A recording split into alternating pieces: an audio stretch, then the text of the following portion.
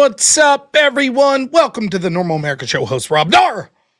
We're another great day. My goodness, I missed you all this morning, but I gotta be honest, it's kind of nice not to have to prepare and do the morning show. Had a lot going on today, doing some stuff with Word War, getting that figured out. We'll talk about that a little here later. In addition to that, talk to my good friend Avarice, my computer. Finishing touches as far as the devices we will need. Avarice was shocked to find that I do not have a mixer. I vaguely knew what a mixer was, but let me see. Let me try to, something I should have done a while ago. Let me try to adjust this. There we go. Still being a panican. I don't know, Trey. Am I still being a panican? Maybe. But, yeah. So, the computer coming along swimmingly. There's my man Avarice in the back now. So, yeah. I had a heck of a day. Last night, as I said, the debate got sort of moved around. Apologies for that.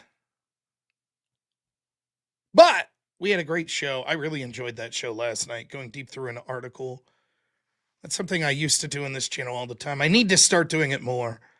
Just one story, 3.5, 4 hours. That's the way to do it. That's how I like it if I'm not debating. So, but I had a good time with my son at his Christmas event last night. And then today, he went to school. Tomorrow, he has a Christmas party at his school. So we went and we picked out things. He only has 10 kids in his class. So we helped pick out little bags and everything like that we were able to get together for his classmates for Christmas. So I enjoyed it. He is incredibly funny. We went out to eat and he was just, I saw a friend of mine I haven't seen in some time, and my son was just taking advantage of the fact that I wasn't listening to him, and just, my goodness, he was a little monster there in the funniest possible way. It was very good. I was telling him this story yesterday. We made no-bake cookies, and he'd never had one. So he helped make them, and this is a true story. When I was 11 or 12, the local county fair, they had this contest where they always have, like, you could enter cookies and pies and all of this. But they had a special one for kids. And it was, you had to use a Hershey's product in whatever dessert you made. And then top prize got $20. And so I made, at 11 years old, one of the easiest things you could make, no-bake cookies, using like Hershey's cocoa powder or whatever. And I took first place. That's right. Clarion County Fair. Bam! What year would it have been? Like 96? First place kids category. Hershey competition. Nailed it. $20. So I was telling my son that, and the way I was explaining it, I was like, a long time ago, when I was a kid, I was maybe 12 years old, and I made no-bake cookies. My mom helped me, and I took first place. And my son, I think he did something that I do as an adult, as an older person. If someone tells me a bullshit story, I like to just tell a bullshit story back, except make myself look stupid. So, for example, if you're like, oh man, I've had this happen many times in my life. I was at this party last night and I saw like the hottest chick ever. And, by the end of the night, I was hooking up with her, and all of a sudden her sister burst in the room and she was even hotter, and she hooked up with me at the same time. It'll be some like 300-pound dude telling you this. I'm like, uh-huh. And then I'll be like, oh yeah, you think that's crazy? Last night I went to this party, right? And there was this like girl that was disfigured in a fire. And I was like, I'm gonna try to talk to her and see if I could pick her up. And she said I was the fattest, ugliest piece of shit she's ever met, and told me to go get the fuck out of her face. So, and like, no one ever gets that I'm making fun of them. And my son did that to me. right? So I was like, yeah, I won this. And his way of like, I think telling me he thought I was full of shit was like, he was like, when I was 2 years old, I went to an abandoned school and I made cookies and took first place. And I was like, all right. But I did win. I did win the cookie competition. So,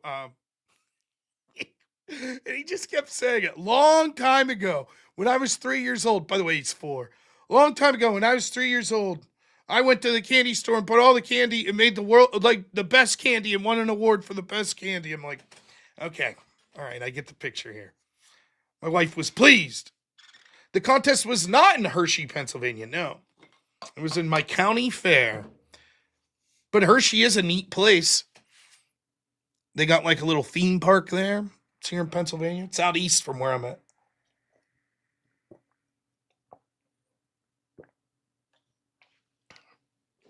So, yeah, I don't know why. Sometimes the notifications don't work for some people. I don't know.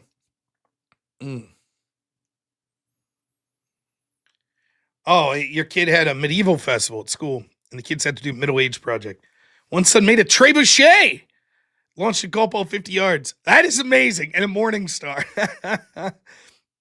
We had, in 11th grade, we had to do different projects in our English class. And I forget what the one project was, but you were supposed to do like a poster with whatever literary thing we were looking at. I don't know. And this girl that I was kind of frenemies with, like I was friends, but like sometimes we butt heads. She was very artistic, smart. She was a smart girl too. And she decided instead of doing a poster, she did one of these, like, it was like a big jar and she put a bunch of different colored sand in it. Have you ever seen that? Like these big glass jars, and then you put layers of different color sand. And then she tried to be all like, oh, each layer means something to do with this project. And I was like outraged. I was like, yeah, you're supposed to make a poster. This sucks. And she got an A. And I was pissed off about, well, I wasn't really pissed off. I was just making fun of her, you know? And so about a month or so later, we had to, I think we were, I don't know what we were doing. Canterbury Tales, maybe? I don't know. Anyways, part of it was you got broken up into groups and you had to do things based on medieval times. So one was food. So you had to do a presentation on like medieval food that maybe they were eating in the Canterbury Tales. And one was like clothing. And one was like music. And me and like my group, we got weaponry. And so I made a big production that, we had a couple of pictures of things like, here's a sword, here's a claymore, and here's, I think a trebuchet was one of the things we had. And then the final one was the medieval mace. And I just had a picture of this girl's project with the sand. And I was just hammering it up like this heavy ass thing, like, would crush a man's skull if swung at them. And she's like, I hate you. She screamed. It was great. I had a good time with it. Teacher, not so impressed. But, yeah, it was very fun. Oh, thank you. Thank you for the congrats. Reaching the Super Chat goal last night. Thank you so much. Really appreciate you all. We're going to try to hit that goal again today at $357, and we're going to have a lot of fun doing it. Also, hit the like button as we see the incomparable Are We Not Men suggesting. Let's hit that like button. Let's do good today. Not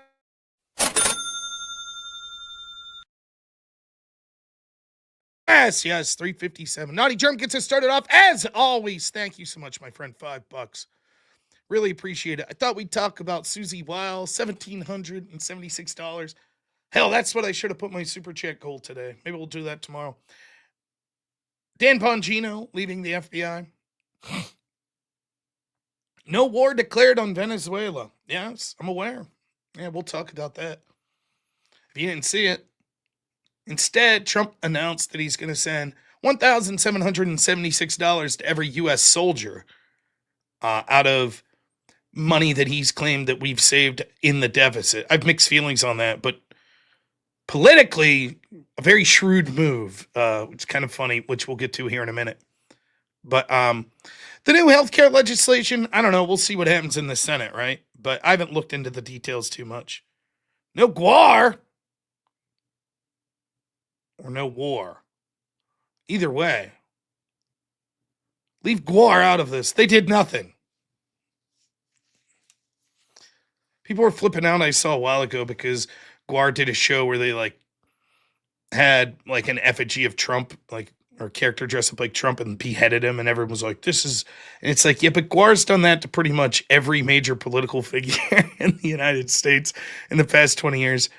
Welcome to GWAR, if you didn't know who they are. Oh, no GWARs, like gangster wars. Yeah, GWAR definitely got banned in cities. First time I saw GWAR live was at Sounds of the Underground in Cleveland. GWAR suck. They suck. Their music's not very good. They're very rudimentary if you like metal. I don't know that anybody's listening to a GWAR CD like, what a CD. It's the show, right? Yeah. Chop Chop gets it. It's the show, right? It's like they're dressed up like monsters, and it's crazy. And it's very offensive. I mean, it's crazy. Like simulated sex acts and like dismemberments and fake blood squirting all over. And I remember I was there, and I'm up front towards the mosh pit, like right behind the area where the mosh pit would be. And I look to my left, and there's a guy, and on his shoulders is like his 6-year-old kid. And that was when I was like, I don't think I want to see GWAR anymore. Like, what the hell is wrong with people? How would you bring your like young child to a show like that? Like, it's ridiculous. So, anyways, enough talk of GWAR. Yeah, Ramstein. Yep. Oh, that's how Maduro person. GWAR. We're going to GWAR. Good luck with that, Maduro. So,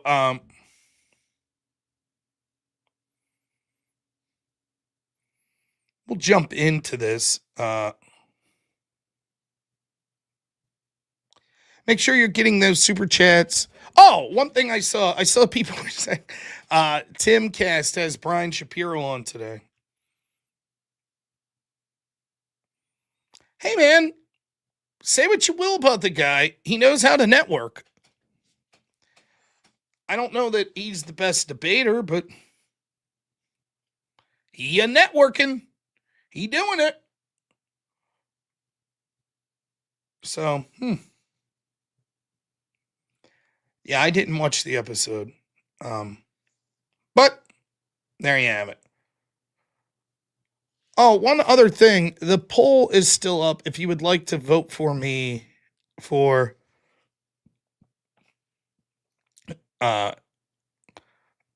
Gabriel Carbo Gaines Streamer Awards, I'm up in the debate host category. So far, pretty good. I'm doing pretty good, which is nice.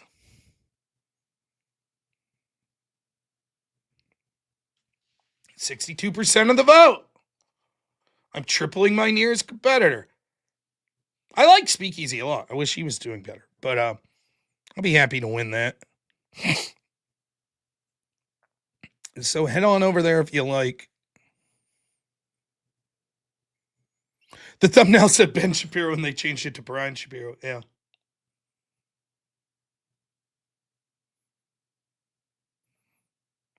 Yeah. It's nice to be winning something. I don't know, I feel like I'm winning at life though. Already voted for me, but Sarah had a post. What debates have you hosted this year? Oh, had a point. Oh, well, let's see. I watched Avariz yell at people on my show as people called in and debated some things about him.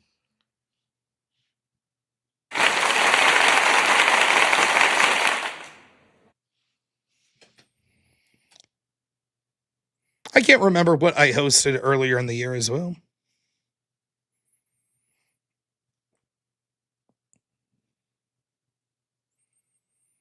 Yeah, Brian Shapiro's the awesome guy that has the radio show.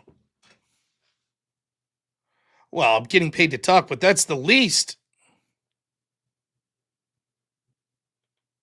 I hosted I think I hosted Dave Smith and Andrew Wilson this year. I think that was this year. Um,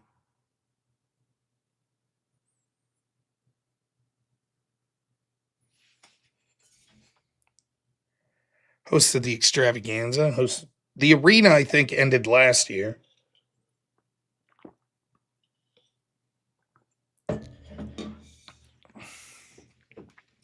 Anyways, Susie Wiles. Is that where we want to start? Now, last night I'm doing the show, and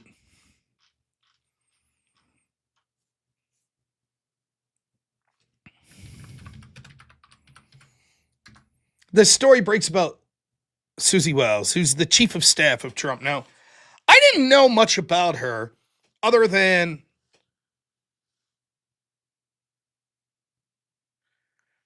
she was sort of instrumental in helping the Trump campaign as they were running. As chief of staff, I was sort of up in the air about it.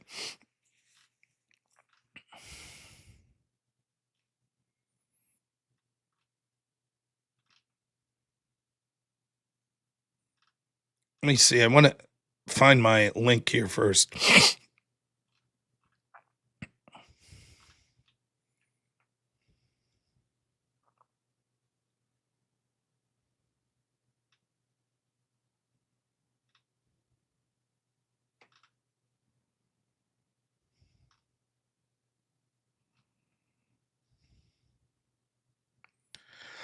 Okay. So she's the chief of staff of Trump, and there's been some scuttlebutt that she's not happy about some of the core MAGA positions. For example, she seems to be more of an interventionist. She seems to be someone who wants the United States involved heavily with Israel, seems to feel the same way about Ukraine, Russia, seems to get upset when people talk about potential election malfeasance through mail-in voting, seems to be upset when it comes to the pardoning of prisoners on January 6th, and other issues. Story breaks in Vanity Fair yesterday, or maybe it was the day before, and it's all these quotes that make the Trump administration look really bad. She's going after specific people like Russ Vought and J.D. Vance. She's saying that she thinks it was a mistake to pardon January 6 people. She says in it that we need to cut back on the speed of which we're doing deportations because mistakes are being made. She says that she doesn't think J.D. Vance is a conspiracy theorist. She doesn't believe that there was wrongdoing when it comes to the election in 2020, etc. Now, the reason she sat down with this particular author at Vanity Fair was this is the author that's usually interviewing chief of staffs. And so there's a bunch of questions to be asked about why Susie Wiles did this. Her response is, let me find this. Should have had this pulled up first. You can see what she says. And then we'll try to sift through this. So Susie says on X,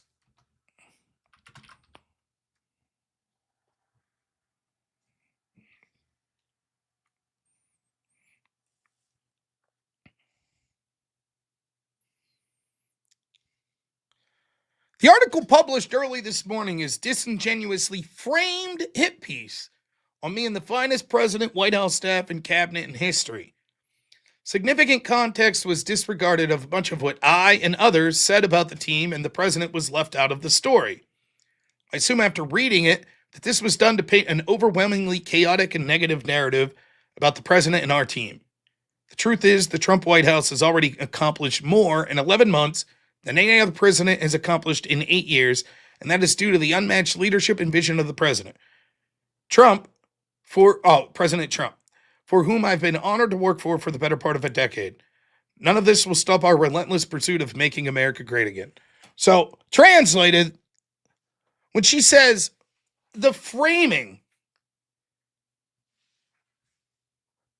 the article published disingenuously framed. That's another way of saying, yeah, I said that shit. Yep, I said it. It's another way of saying that.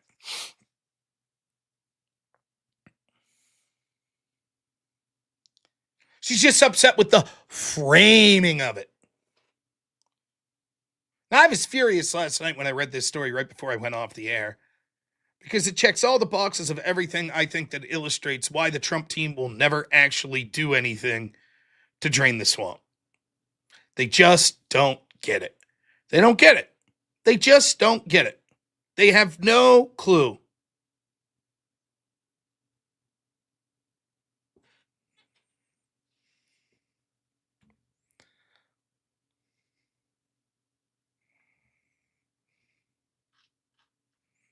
They have no clue.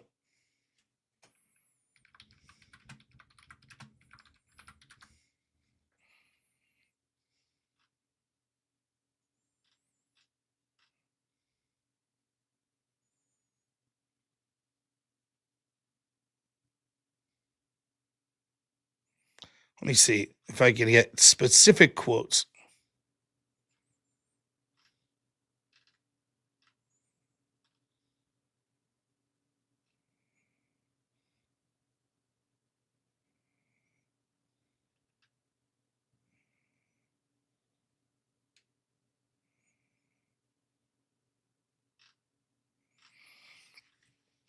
Nah, I don't see him.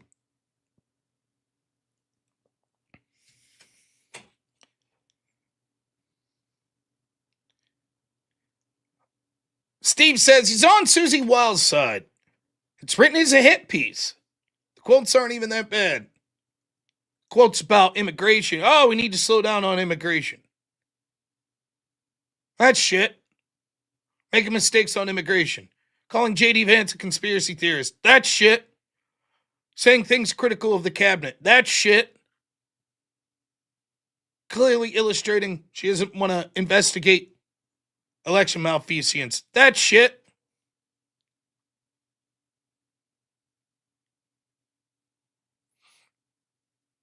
Now, there's several ways to look at this story. None of them good. 3 possibilities, the way I say it. Well, 4. We'll dispense with the first one first because I think it's the dumbest fucking thing I've ever heard. But I've had people say this. So, every time something stupid comes out of a Trump administration, every time, in the first administration or the second administration, the diehard, most loyal Trump supporters that can't be convinced he's ever done anything wrong, what do they say happened? What do they say? You'll see something, you're like, it's really bad. What's Trump doing here? Or what's Trump's team doing here? And what do they always say? That looks bad to you. Well, they don't say it's fake news. I mean, a lot, of course, at times that's what's up. But they always say, yeah, there it is. It's 4D chess. Now, I like Trump. I voted for Trump in all 3 elections that I could. I volunteered for his team. I've met his team in real life. I've done things. I've done the phone banks. I've done the putting yards or signs up in yards. Knocked on doors. Worked the county Republican off, like with them trying to help Trump get elected. Done shows. Talked to Congress people.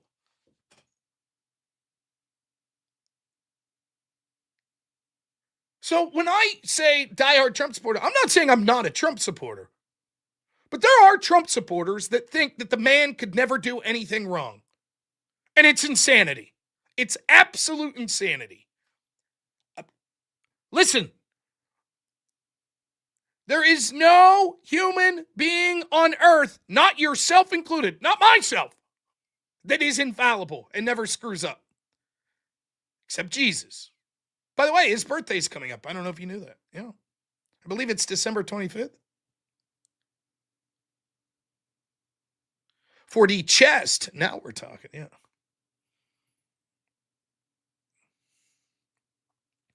Everything that happens, 4D chess, 4D chess, 4D chess.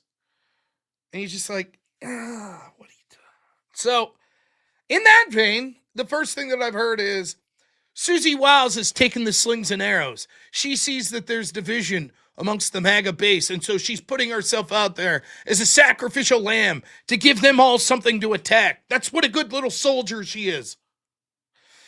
Yeah, no, that's not what's happening. No. And I've seen that someone mentioned it on my show last night, but I've seen this several places today online. And I don't know what to say other than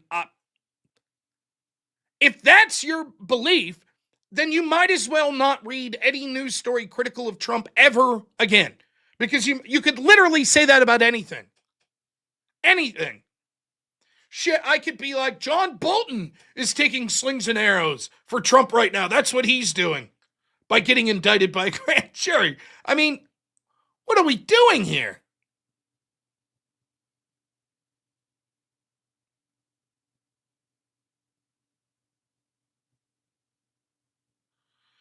Rob, you said it yourself. You love Andrew and always have Andrew's back. You don't agree with everything Andrew believes, but you always have his back.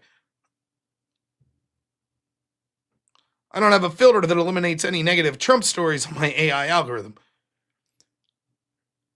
Being friends with someone or respecting someone doesn't mean you can't say that you won't think that they mess up or disagree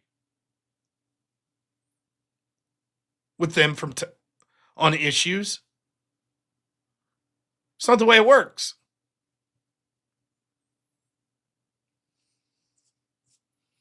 So, I don't know how much time I have to spend on theory one here.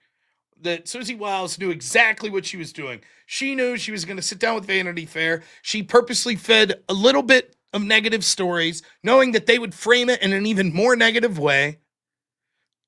Because she respects J.D. Vance and Russ Vought and Trump and everything they're doing. But she's going to pretend to have criticisms, which she really doesn't. Sit down with a hostile newspaper so that the newspaper will report this, and then everyone in Trump's base will rally behind Trump to be mad at her.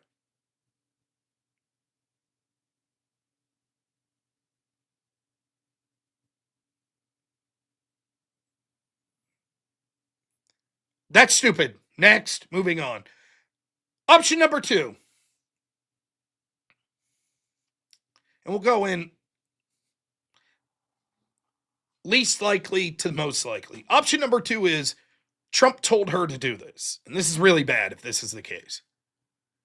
Maybe Trump wants out of some of his positions. And so one of the best ways to do that is to feed the media a story from one of the most powerful people in his administration so they can get out there and not be talked about. Maybe he thinks the deportations are going too fast. Maybe he's like, shit, I don't have the goods on election corruption, and so I'm trying to get a way out of this. Maybe he thinks J.D. Vance needs knocked down a peg. I don't think this is the case, though. This would imply a level of deviousness that I don't think Trump's capable of. It's not that I'm not saying Trump couldn't be capable of being vindictive and petty. Certainly he could do that. But Trump's more of he don't have a filter. I feel like if Trump thinks that way, he's going to come out and say it. And not only that, Trump knows it's his party. Like, if there's a fight between J.D. Vance and Trump, who do you think's winning that right now?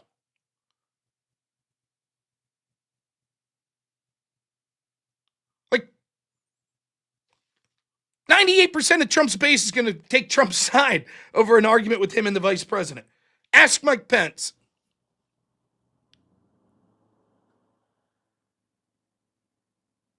You know? Same with Russ Vought. You know? And maybe I could buy that he doesn't want to do the deportations aggressively as he's promised.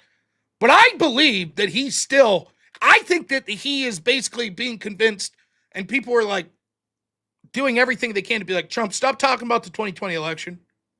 Because I think he still truly believes it was stolen, and he wants to hyper-focus on it. I truly believe that.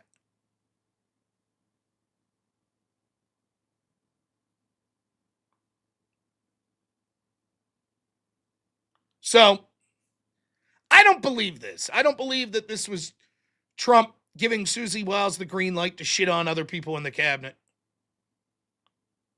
I don't think so. So, I think that that's not very likely.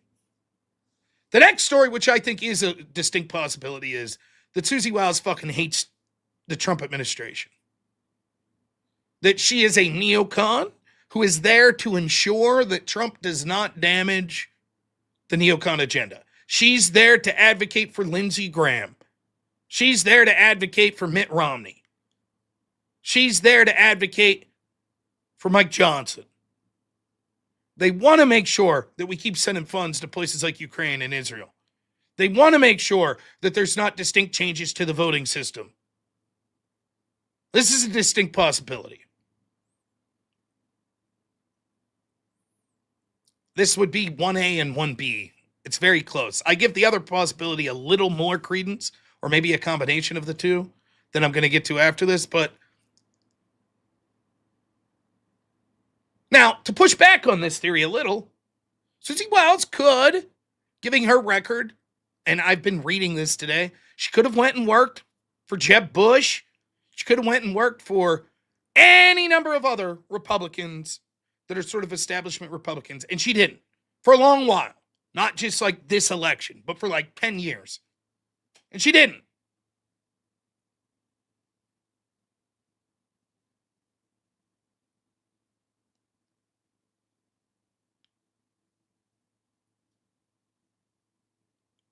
However,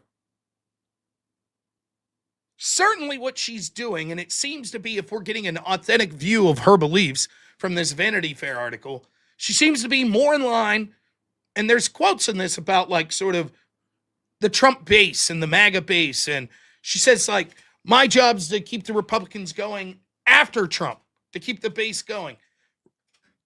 I'm reading between the lines, and given the position she says the thing she's against, it sounds to me like I don't really like the MAGA base. Especially when it comes to the Epstein comments. Her Epstein comments were basically like, it seems that she's the one that's instrumental in suggesting that Trump basically handle the Epstein files the way he did. It's all bullshit. My base won't care. And she grossly underestimated.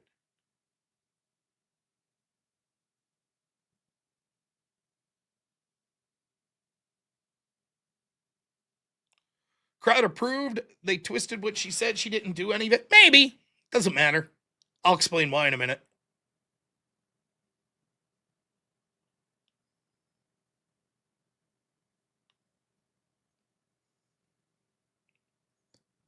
So if that's the case, then Trump has someone in his administration he shouldn't trust.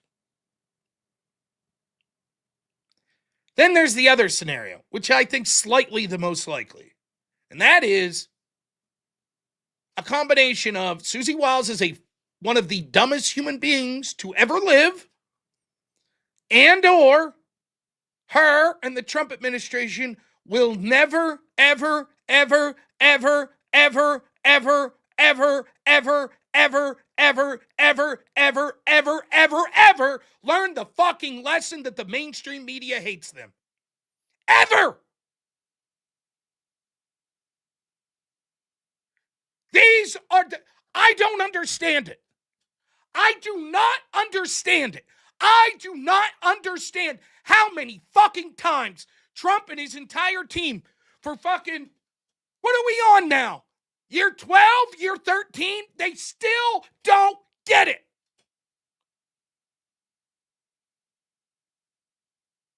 They don't get it. They'll never get it.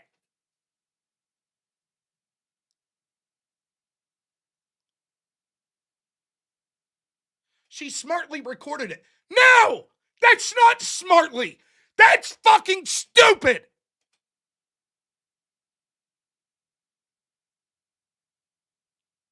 Well, she's very smart. She sat down with hostile media to give the media a big attack that they'll be able to use for the next 3 months, but she recorded it, which no one will give a shit about. Brilliant! Wow! Or, she could have, I don't know, not sat down with the fucking communists that want to destroy your administration. I don't know.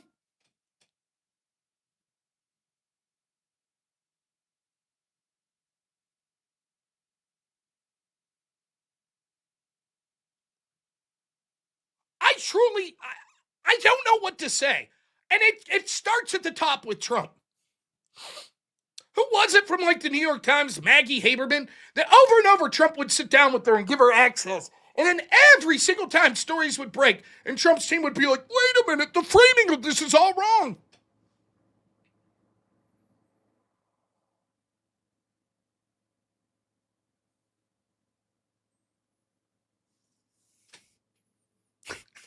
She was an idiot for putting the scorpion on her back, but the scorpion did sting her. No shit! Really? Wow. You don't say.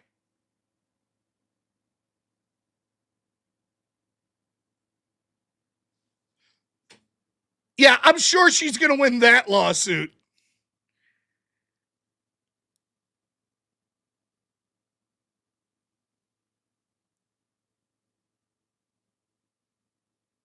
And again, listen, this isn't the biggest thing in the world, don't get me wrong.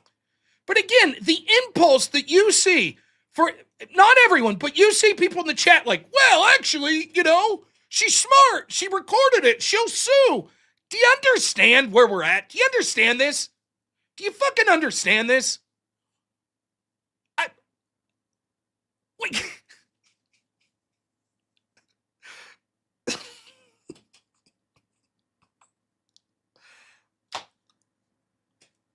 Some people will never learn. I don't even know what to say anymore. Like, I'm literally at a loss for words. That it's like,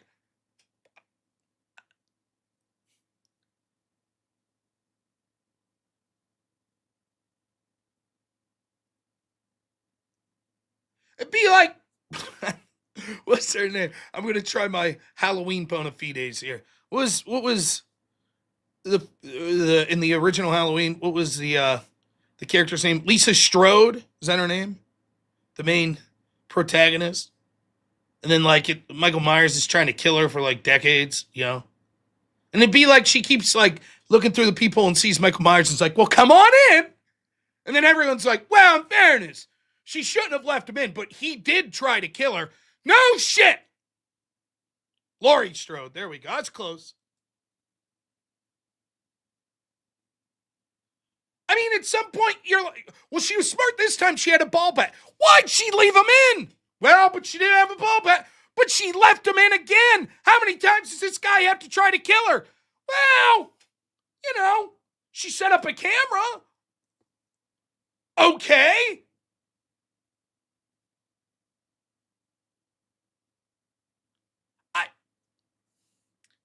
There is nothing.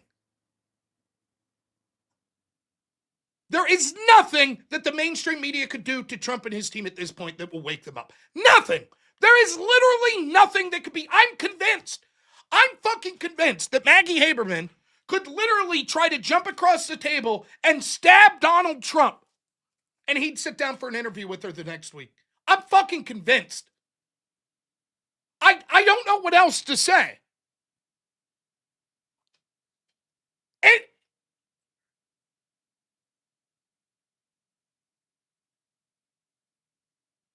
I just don't get it. I don't.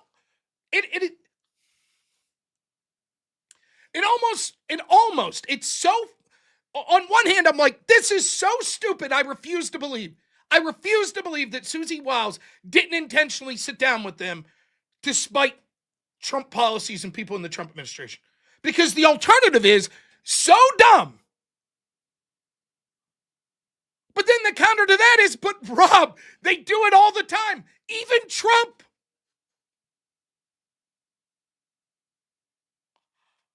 I just don't know. I don't know what to say. What is happening?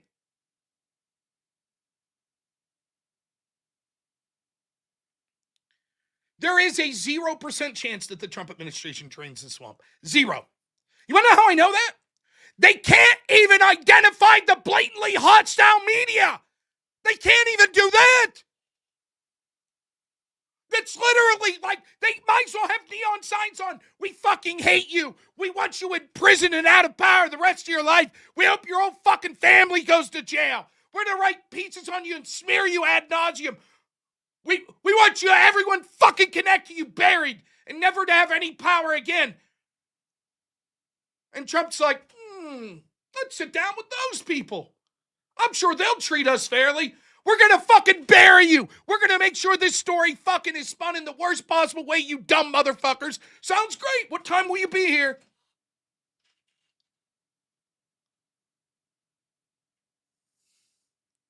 She did talk shit about Elon taking out USAID.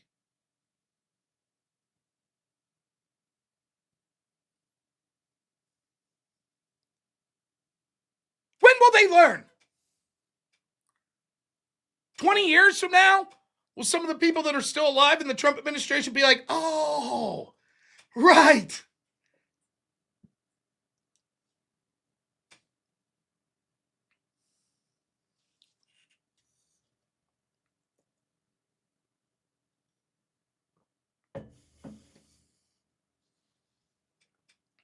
Who reads Vanity Fair? Who gives a shit? Why is that any question? You mean, why would you bother to sit down with them? Sure.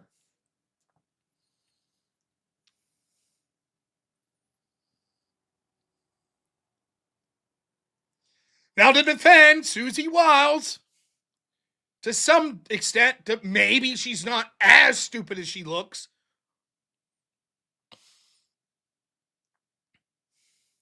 This is the person that's supposedly the historian, the person of record, the journalist of record that interviews every chief of staff. Susie Wiles has her legacy. And so, I'll sit down and who is the real Susie Wiles? I want everyone to know. And maybe after 11 interviews is how many times she sat down, she let her guard down.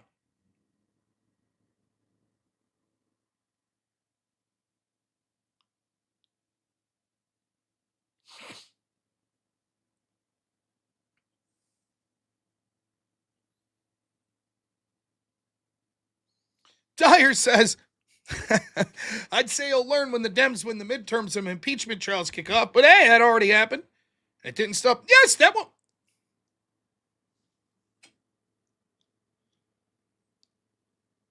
Trump could lose the midterms, lose the 2028 election, his side.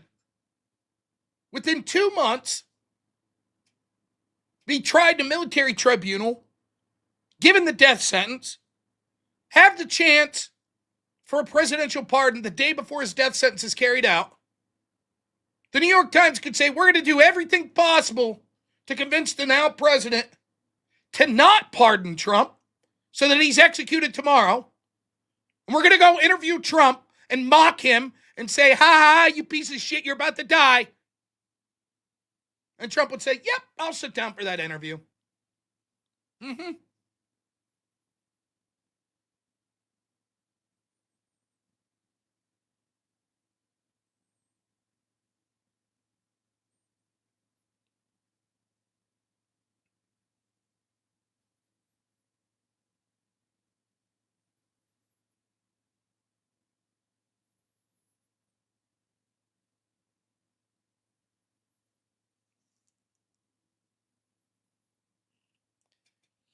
She's trying to boot her resume, blah, blah, blah. Yeah, that goes with the third option I said.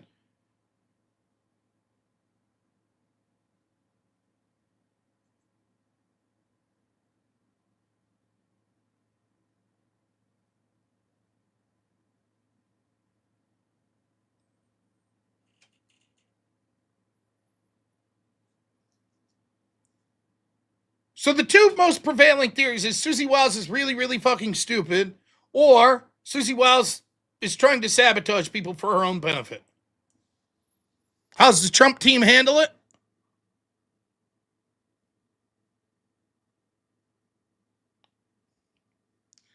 Well, folks, the memo went out.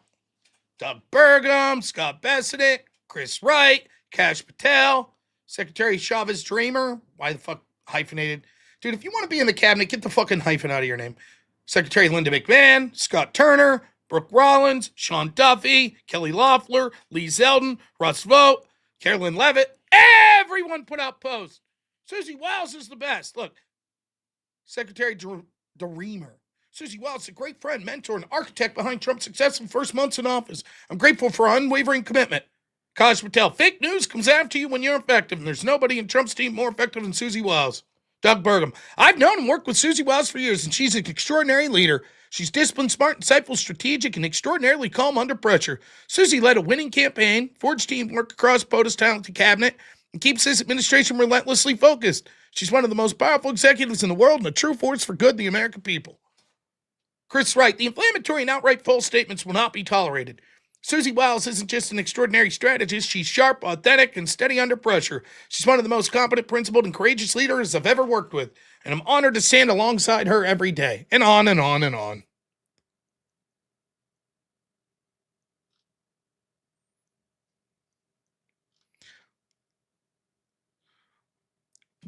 Thank you so much, Russ. What would be the generous reading of this? That Susie Wiles has the intelligence of a second grader and should immediately be booted out of office?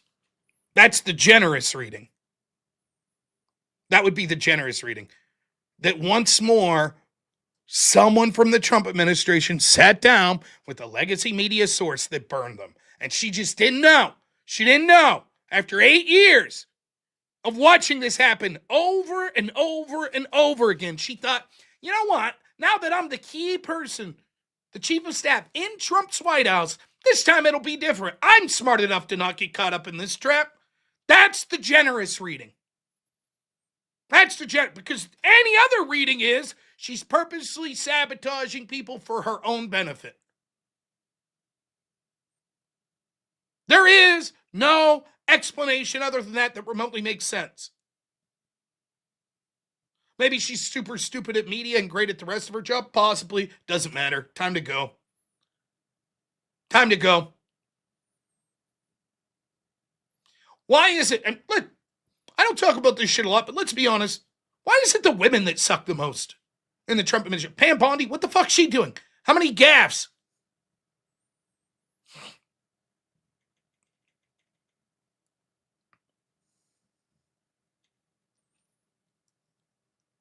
It's all so tiresome. It's so fucking tiresome.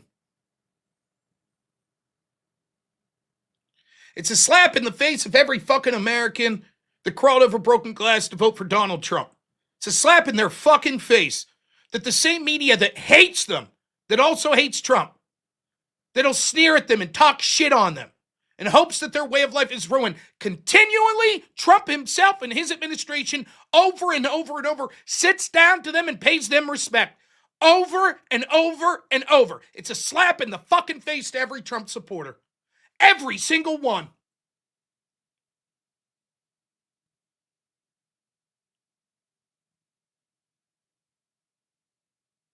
She's not going to be replaced. They're circling the wagons. You think for a second Trump didn't tell his cabinet, go out there and defend Susie? And that's why they all circled the wagons? Now, on its own, is that a bad thing? No, not really. Once more, J.D. Vance handled it like a boss. And I don't really mind these tweets, if I'm honest.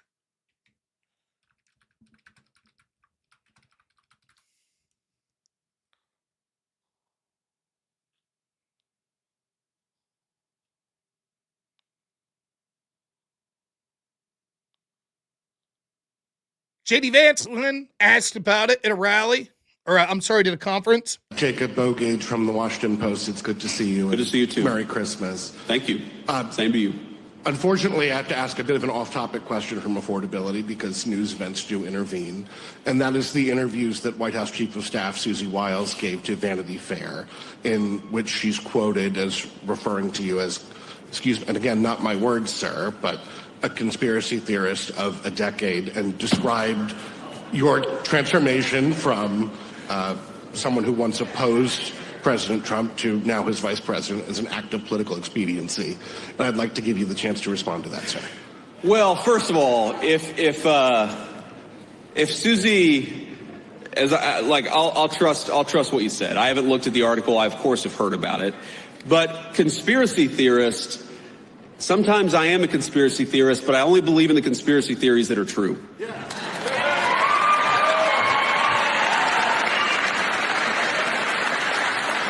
And by the way, Susie and I have joked in private and in public about that for a long time. For example, I believed in the crazy conspiracy theory back in 2020 that it was stupid to mask 3-year-olds at the height of the COVID pandemic, that we should actually let them develop some language skills. You know, I believed in this crazy conspiracy theory that the media and the government were covering up the fact that Joe Biden was clearly unable to do the job.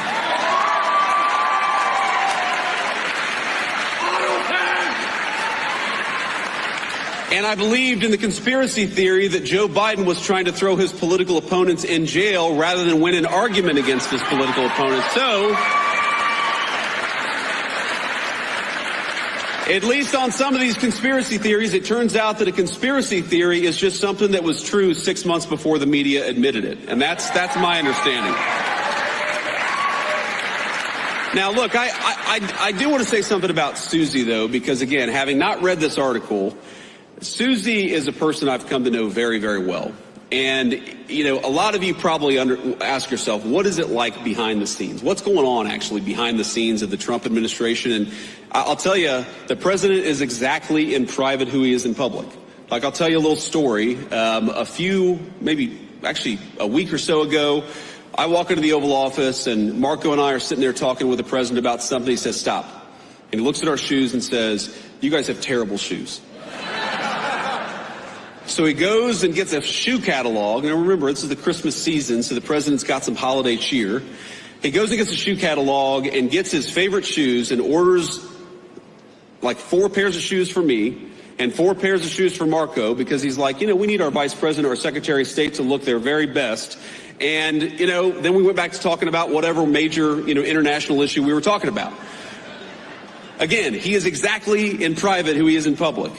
That's not true of most people in Washington, D.C. It's not. And I've seen so many people who will say one thing to the president's face, Democrats and Republicans, and then will do the exact opposite behind the scenes. You know why I really... You know what they are. And you know why I really love Susie Wiles? Because Susie is who she is in the president's presence. She's the same exact person when the president isn't around. I've never seen Susie Wiles say something to the president and then go and counteract him or subvert his will behind the scenes. And that's what you want in a staffer. Because as much as I love Susie, the American people didn't elect any staffer. They elected the president of the United States. And what you want... And what you want in a staffer is a person who understands they are there to effectuate the will of the American people, and they're there to follow the orders of the duly elected commander-in-chief of the United States. And Susie Wiles, we have our disagreements. We agree on much more than we disagree, but I've never seen her be disloyal to the president of the United States, and that makes her the best White House chief of staff that I think the president could ask for. That was masterful. That's exactly what you want for someone being a team player. This is a question that comes sort of at Zach Gelpy there. I promise I'll get to the other super chats as well. Ted Buck says, one of the best off the cuff I've ever seen. Right, not a pre-plan. Now, maybe he had some idea that this would probably be asked, but basically off the cuff, able to come up with that answer. Now, that's what you expect. You're supposed to be all times team player. Now that could suck. For example, let's say you get brought on to, let's say you're RFK. Do you think RFK agrees with everything that Trump thinks? No. But you're brought on to head one particular issue that you're very passionate about. You might be quite pissed off. In fact, let's say Trump would unleash RFK and he's like, we're going to fucking go after Pfizer. We're going to go after these pharma companies. Here's lawsuits. We're banning vaccines. Whatever the fuck he wants to do, right? But he also vehemently is against Trump bombing Venezuelan boats. You think he's coming out saying that? You think? You think he's going to continue his work regarding health and simultaneously say, but I'm really pissed off about Trump's tariff policy and I'm pissed off about him bombing Venezuelan boats? No. You have to bite your tongue. You're there at the pleasure of the guy that's running the team that you're on. If you're the vice president, you might not agree with everything the president says. But publicly, you're saying full trust and confidence in the man. Of course, we don't agree on everything, but I think that he's the most fantastic president we've ever had, and I'm honored to be part of the team. That's what you say. You don't give interviews to fucking legacy media people bitching about people on the team. That's not what you do. That's how you do the job if you are selfish or fucking stupid. Like Susie Wiles.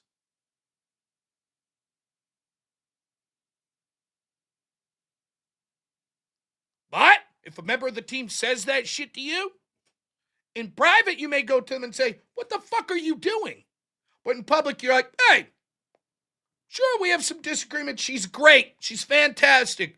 One of the best people possible for the job. Little disagreements, healthy. We love it.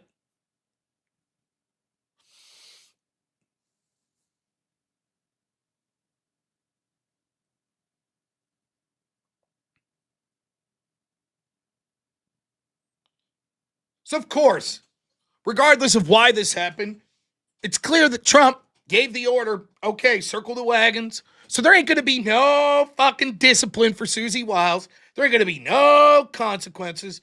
So either she's a fucking idiot and she'll probably do something like this again, or she's sabotaging Trump for her own benefit. Whichever. Maybe that benefits for a career afterwards. Maybe that benefits because she wants to be like afterwards. Sure, I worked for that man that you guys wanted to string up, but hey, I was just trying to keep him from doing crazy bullshit. That's all.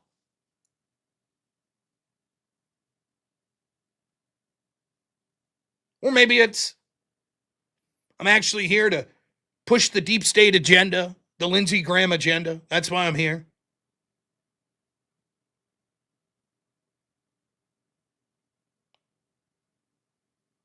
I don't know. But I know that there's going to be no consequence for it. There never is. Ever.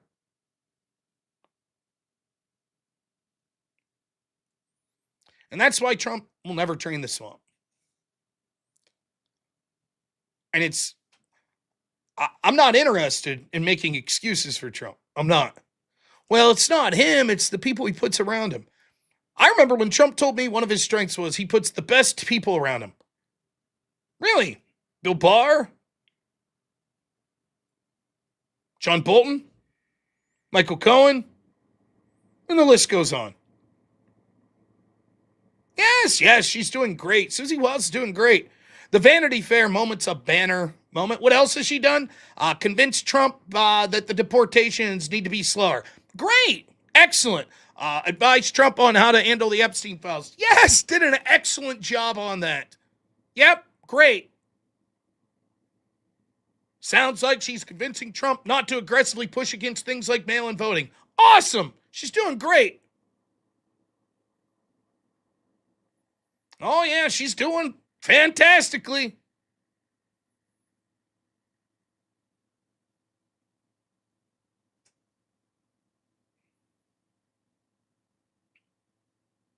Who knows? Maybe behind the scenes there's great stuff. Maybe there's great stuff going on behind the scenes. Maybe she really is a good person and she's trying to do the right thing. I don't know how we could be going on year 9 and not fucking understand what the media is about. How could you not understand it? How could you not understand it? And I think it's not just her. It's Trump. It's everyone save a handful of people in her administration, in this administration.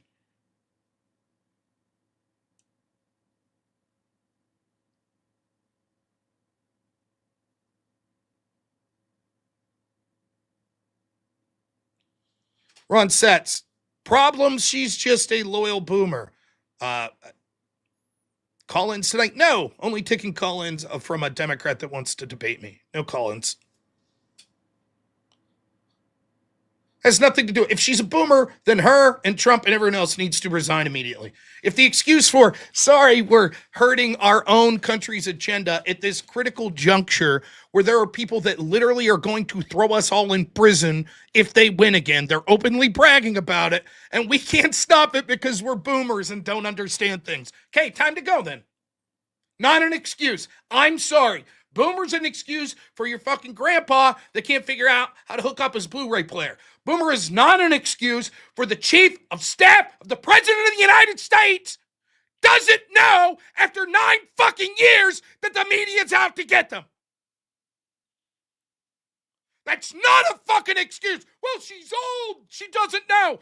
Then that would also mean as a fucking boomer, they don't know about the corruption in the fucking intel agencies. Oh, sorry, they couldn't do anything to fester out corruption to the FBI. Boomers. Am I right, boomers? Then get the fuck out.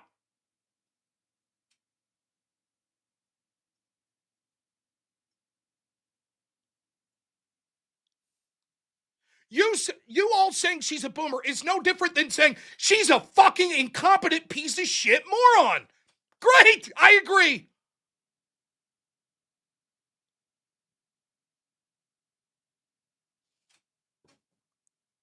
Sorry. It's just dumb shits in the chat telling me to calm down, get me fired up.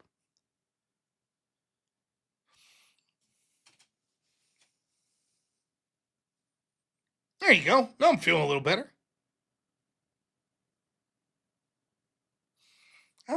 Cathartic.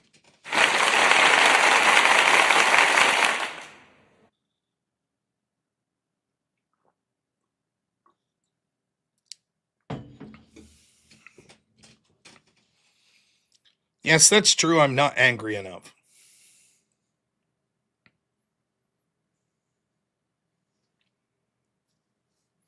I know, Wally. Sorry.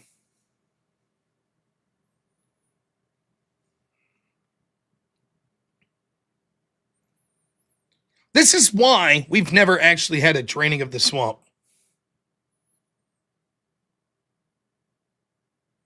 This is it. Because they'll never learn. Is it because they're old? Is it because they want to see the good in people? Is it because they're incompetent? Is it because they're corrupt? I don't care. They won't do it. Gina Marshall says, very disrespectful mouth on you. Apologies. There's a ton of other channels you can go watch that don't use foul language. I hope you'll enjoy them.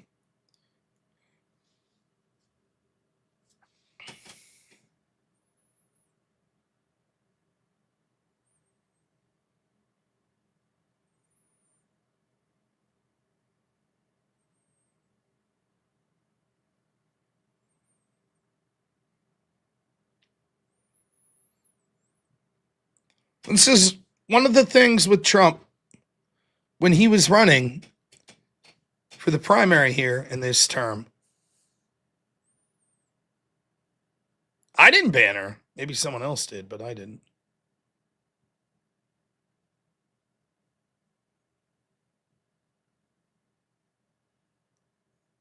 This time, I was told, this time, Trump's learned his lesson. Now he knows they're out to get him. Assassination attempts, they tried to throw him in prison, they disbarred his attorneys, they went after all of them. No, he hasn't learned his lesson. Not at all. In fact, it's worse. It's worse. They're more trusting.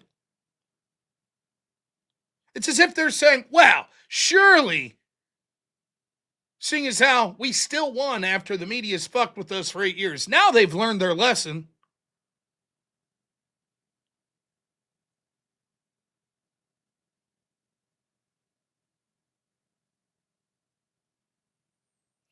I said it. I would have, day one, I would have ran my campaign this way, but day one when I won, I would have been like, hey, thank you all for being here. I had a press conference, been like, all of you in the legacy media, CNN, Washington Post, New York Times, thank you. It's great you're all here, career professionals. The door's that way. You're going to be escorted out. No one from any of your outlets will ever be allowed to attend any one of our official meetings from anyone in the executive branch ever again. Goodbye. Zero access. Anyone I find out that is communicated with any of you will instantly be removed from my cabinet. Any single person. Grounds for firing. Goodbye. Escort them out now. Go. That's what I'd have done. We're not even saying we won't talk to people at all, so we'll bring in local reporters and stuff, but no one that works for you all. Goodbye. Or anyone who has ever worked for you all. They too. So don't think that you could retire and go work for a different outlet and talk to me. Nope. Goodbye. Now, I know it's not entirely feasible, but I'm not joking. That's the direction I would have headed.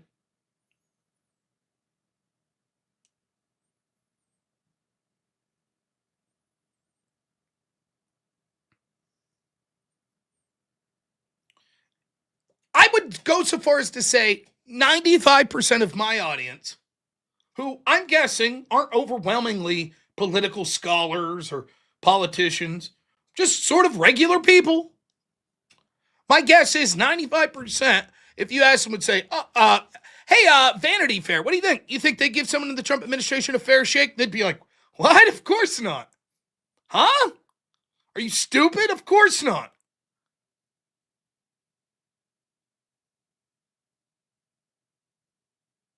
But not the chief of staff of the president of the United States. She didn't know? She didn't know. Every person that just cursory pays attention to politics would know, but not her. She didn't know.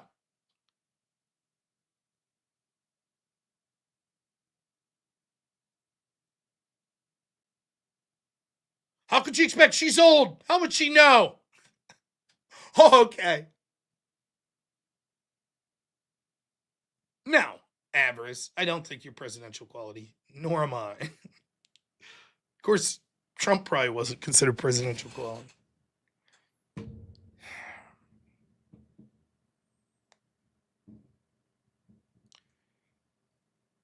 It's so damn frustrating. I'm just tired of it. I'm absolutely over it. Absolutely over the slap in the face every single time. Every time this happens.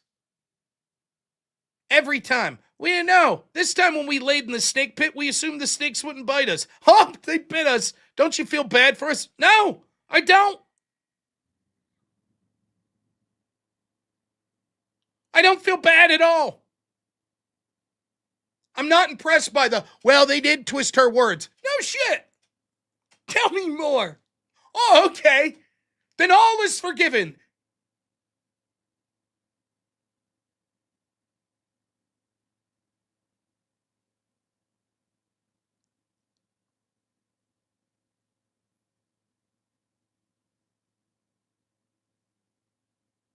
Can someone explain to me? I hate to go back to this story. I know it's just going to piss off my audience, but can someone explain to me how Trump could harbor more anger and hatred at Rob Reiner than he can, I don't know, the mainstream fucking media?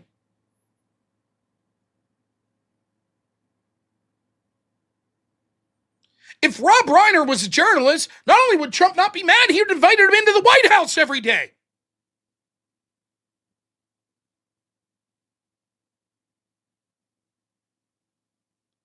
But when I put up how insensitive and what a dumb idea it was strategically for him to say what he said about Rob Reiner, what I'm told is, but he's hardened his heart. Now he knows who the enemy is. He's not taking any more prisoners. And then 3 days later, gives the message out to his team. Everybody circle the wagons around Susie Wiles.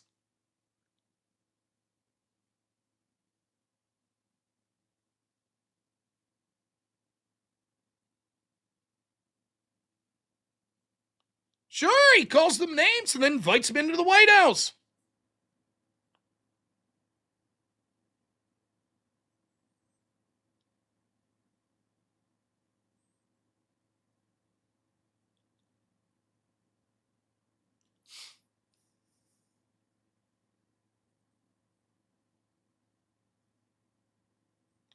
That's it. King Jaffe Joe nails it. He wants to be loved by these people who hate him. That's it. He truly believes any day now, like the New York Times is going to go, oh, actually, Trump's amazing. We were wrong. And Trump's great. He really thinks that. He really thinks that's what's going to happen. He's like, if I just sit down with them one more time, then I'll be able to convince them. They'll be like, you're right. That's truly it. He really thinks that.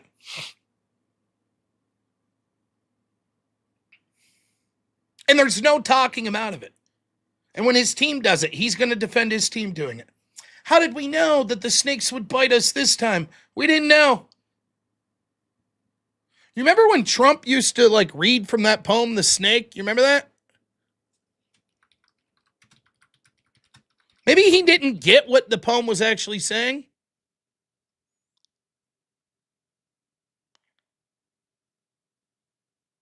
Remember this?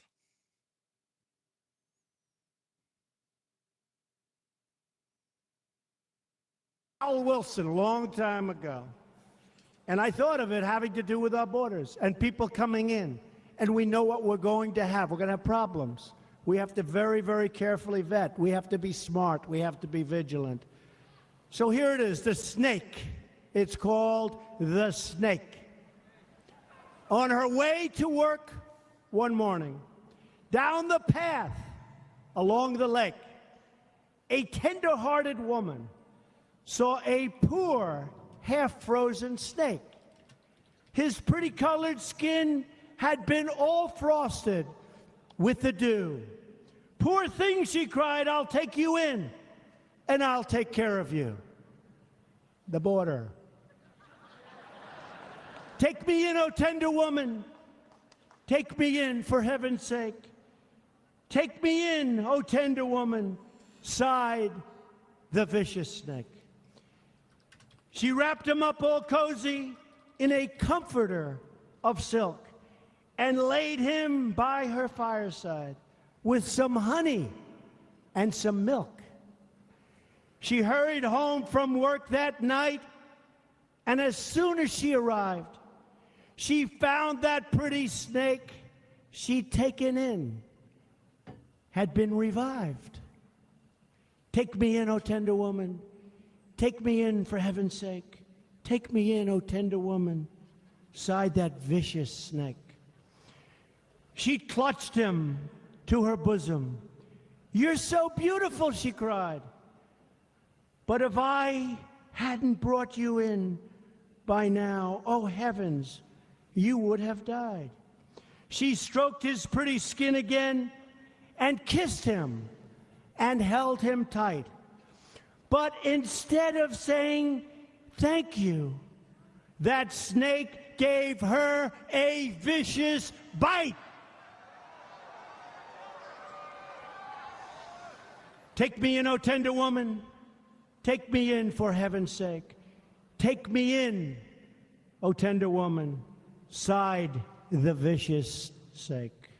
I have saved you, cried the woman. And you've bitten me, heavens, why? You know your bite is poisonous, and now I'm going to die. Oh, shut up, silly woman, said the reptile with a grin. You knew damn well I was a snake before you took me in. Now, Trump's been quoting that since his first campaign, I believe. And yeah, he sits down with the snake. His team sits down with the snake all the time. And then they go, why did you bite me? And they say, you knew we were a damn snake, didn't you? And they go, yeah. Anyways, you want to come over tomorrow? Sure. You won't bite us, right? No, this time we won't bite you. Okay, come on in. Hey, you bit us. Yeah, I'm a snake. You knew I was going to bite you. But you said that you wouldn't. Well, sorry. Well, anyways, if you want to come over tomorrow, you won't bite us then, will you? No, of course not. Rinse and repeat until Trump's out of office.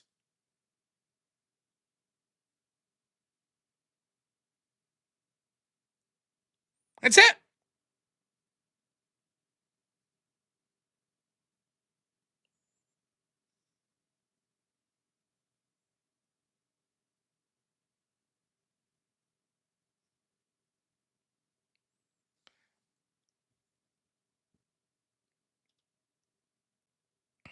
Rob hates old people. Wait a minute. Are you that same lady that you just started a new account and you have a different avatar of a different old lady? Is that what's going on here? That's quite the troll.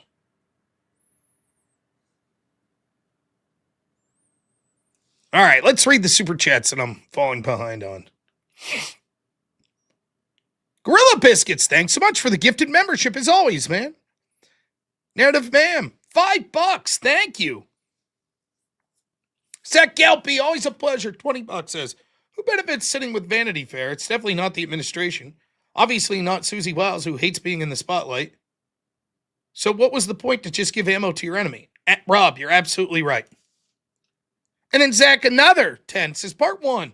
Even Biden's administration wasn't this stupid. They knew they had a guy who was absolutely comatose and didn't want the press anywhere near him. And then for another 10 says, and they were on his side. But here's the dumb Trump administration allowing the fox in the henhouse. Yep, Biden's team damn well knew. Well, we can't leave the media around. Even though they cover for him, we don't want to expose him. Not Trump's administration. Fair Wild, $5 says, we're tight with things we're working on this month. A little something, though. Thank you. I really appreciate it, Fair. Meat Bill, $10 says, hey, Rob, here's my contribution. Keep up the good work. Thank you so much. NPC, what's happening? 150-somethings. Thank you. It says, in just 24 hours of voting for the NPC panel versus live streaming of the year, we had a total of 787 votes, which is the most so far of any sector battle. Rob 62% to Sarah's 20%. 6 more days. Yes, I got that somewhere. Yeah, go vote if you have it. You can find that poll right here. Thank you to everyone who voted. Zealot, thanks so much for becoming a member. Really appreciate it. David Moore, $20 says, I always thought of Chief of Staff primary missions is to secure media discipline for a united message. Trump's other chief of staff were pretty bad too. Didn't one brag about slow walking and losing his executive orders? Yes! Terrible.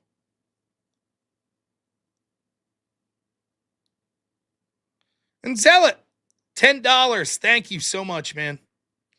Chop $5 says, nothing like a little grift to calm the nerves. I try.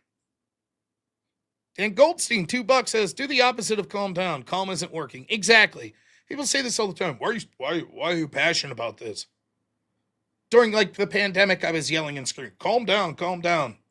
Why are you so calm? That's my response. Bortome, $10 says, even if we grant that everything that was revealed in Vanity Fair was 100% taken in context and good faith, if I was Trump, those people would get a swift kick in the ass out the door. Yep. Kurt, what's up, man? Member for 10 months says, acting stupid is the last weapon they have. Yep. Unforced Ego, $20 says, I've seen people who know better fall victim to it. The outlets swear they'll be fair, and the subject is starstruck by the thought of being featured in a big publication, so they fall for it. Yeah, that's true. Not chief of staff. Goodbye. Sorry, you're out. No excuse for it. At the top levels.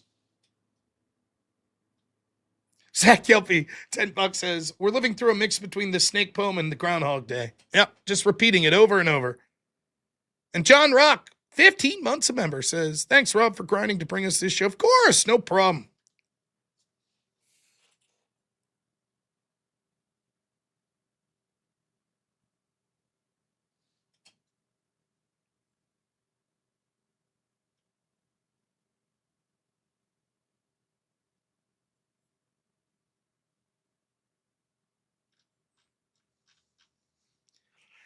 So needless to say, the Susie Wiles story pissed me off so much because it's just indicative of everything that I despise about the Trump administrations. Multiple at this point. There's so much to like.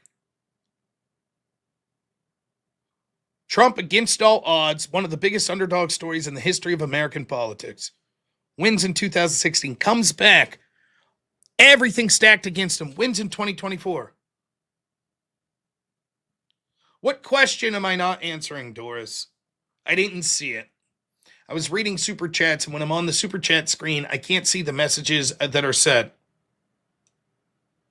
So why don't you repeat your question, and I'll try to answer it to the best of my ability. Was it that I don't like old people? That's not true. Was that the big question? I don't like using your age as an excuse for screw ups. Stupid. Any more than if you said, well, she's short. Well, she's a technophobe. Well, she's media illiterate. Any of those things would be irrelevant to, okay, then you're not qualified for the job.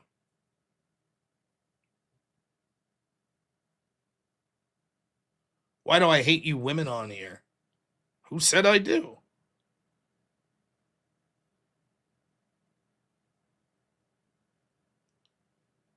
What have I shown that I hate the women on here?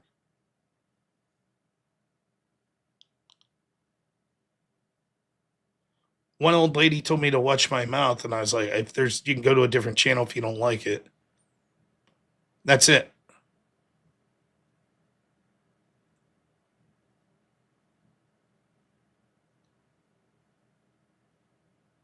Mixing me up with Andrew. Yeah, I don't know. I suspect that a lot of these people that are coming on are either in cahoots here or the same person. What's wrong with Susie Wiles? Just say it. Have you missed the show thus far? I just spent about an hour and 15 minutes, or an hour and 10 minutes, we'll say, telling you what's wrong with Susie Wiles. She sat down with Vanity Fair and now gave the media a story to harm the administration and claimed, I can't believe they twisted my words, which is stupid. She should know better. That's my problem with Susie Wiles. That is the point. That's exactly the point. That would be the point if it was Ben Carson. That would be the point if it was Marco Rubio. That would be the point if it was Carolyn Levitt. It doesn't matter the race or the sex of the person who did it. It's fucking garbage. No one in this administration should be sitting down for people like that for interviews, let alone for 11 days. That's the issue. What you're trying to get me to say is, I hate her because she's a woman. Is that what you're trying to get? No. The fact that you're implying that shows that you must either be, one, a person who uses that excuse for your failures quite frequently in life. I'm sorry, it'll do you no good here. Or second, you're just straight up sexist to men. For example, I don't think you're a fucking idiot because you're a woman. I just think you're a fucking idiot. See how that works? What's the pushback? I didn't say I'm going to ban you. What pushback have you given me? Why don't you say? You keep saying you won't say. I told you exactly what my problem is. You tell me what you think it is that I won't say. Go ahead, tell me. What is it that you think I'm not saying? Tell me.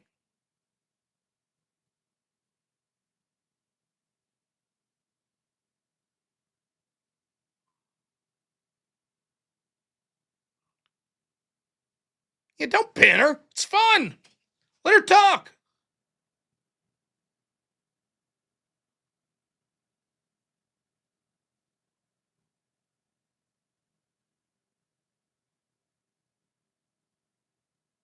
What's up, Mr. E?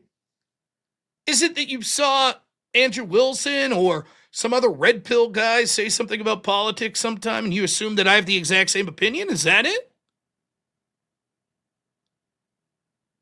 Again, then you just repeat the same question. I'll give you the same answer. She is an idiot to have sat down with Vanity Fair.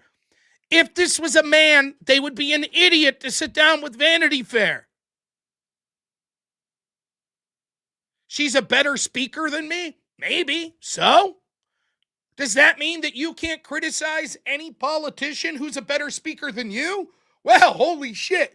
Given the intelligence level you've showed here, that would seem to suggest that you can't have any complaints about any politician, you dumb shit.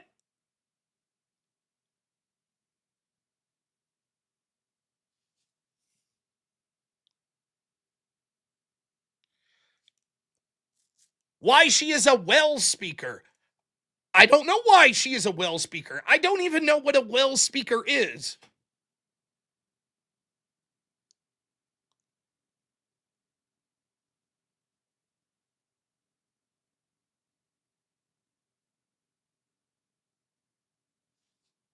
Susie understands this more than both.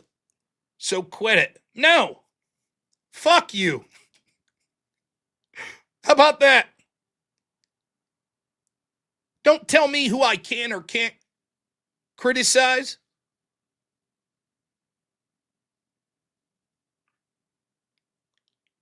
I assume then your interpretation would be there's nothing Susie Wiles could ever do that would merit criticism because clearly she knows both more than me and you. Is that the argument? So you're in a cult. You're incapable of criticizing her because you just assume she's smarter than you.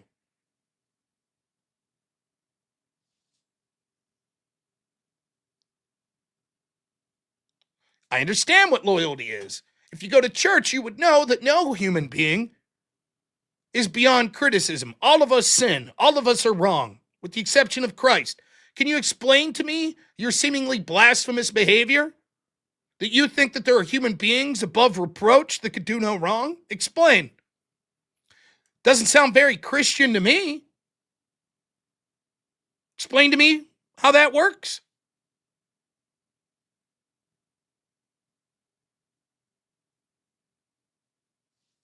Please, go on.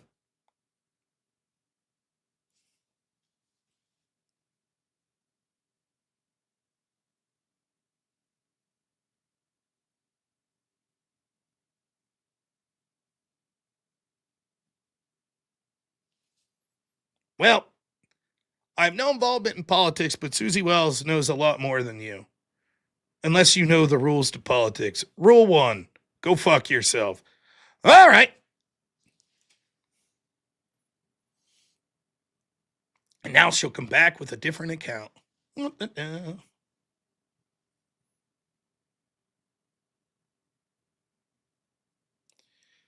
Clearly a troll or an idiot not worth talking to anymore.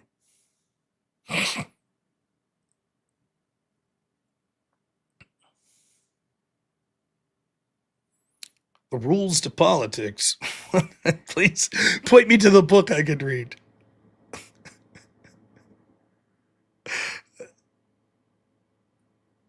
That's a good troll, though. I actually kind of like that. You know that some 25-year-old guy is creating all these accounts to just troll me. And to be quite fair, it's pretty fun. If I'm honest, that's a good troll pretending to be an old lady. Ah, the rules to politics. They're published in 53. Shit. I'll have to head to my local library. Hopefully they still have a hardback copy. Zach Gelfie, $10 says, the rules of politics are there are no rules.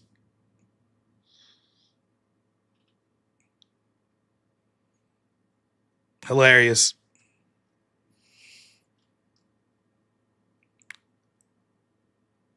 Anyways, give her a second. She'll be back on our new account, or at least the 25-year-old that's managing the account. You can troll for free, sure.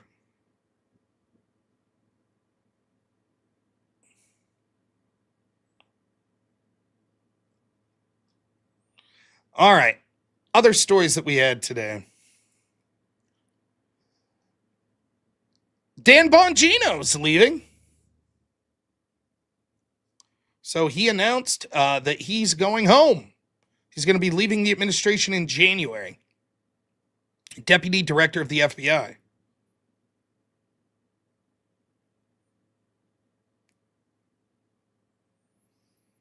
Now, I've seen reporting that basically says he misses his family.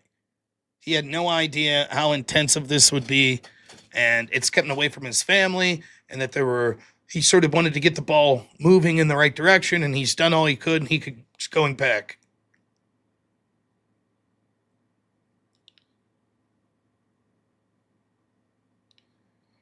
I don't think Dan Bongino did fuck all. That's what I think. I don't think Kash Patel's done shit. And I think it's connected to the Susie Wiles story in this sense. They ain't going to drain the swamp. They ain't going to do it. I'm shocked that they got some shitty attempts in the most benign way possible for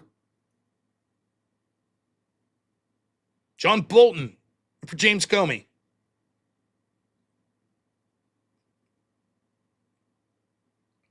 Now, did Dan Bongino try his best and he was just hamstrung? Did he realize the problem's so massive there's nothing he could do? Was he bullshitting us all the while that he was ever going to go in there and try to do anything to drain the swamp? Is he just incompetent? I don't know. It's hard to get a read on it.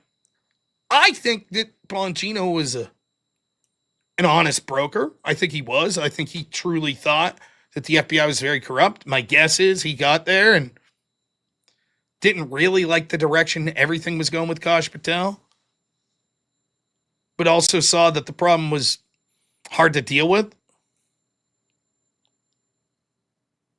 That's my guess.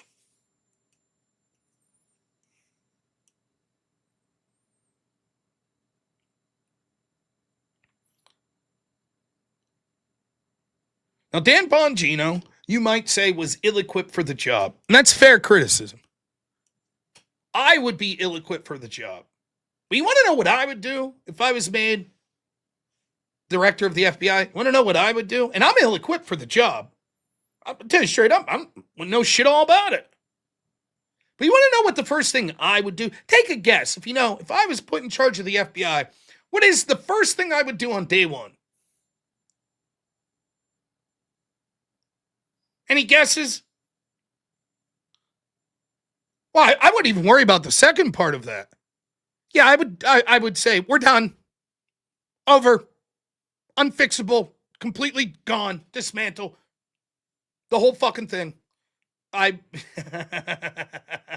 Finally, some good trolling. That is good. Okay, first I would raid the fridge. That is true. Fuck. Well done. Oh. No, you don't have to apologize. That was a burn. Fuck, I gotta lose some weight. You fuckers. Good stuff. Yeah, I would dismantle the FBI totally. I'd say fuck it. Not worth it. Not worth it at all. And I'm not qualified at all. But if I went in as the deputy director, and I was like, yep, that's my mindset, and I go in and it's like Kash Patel, I mean, what the fuck am I going to do? I don't have the authority to disband it. So what am I going to do?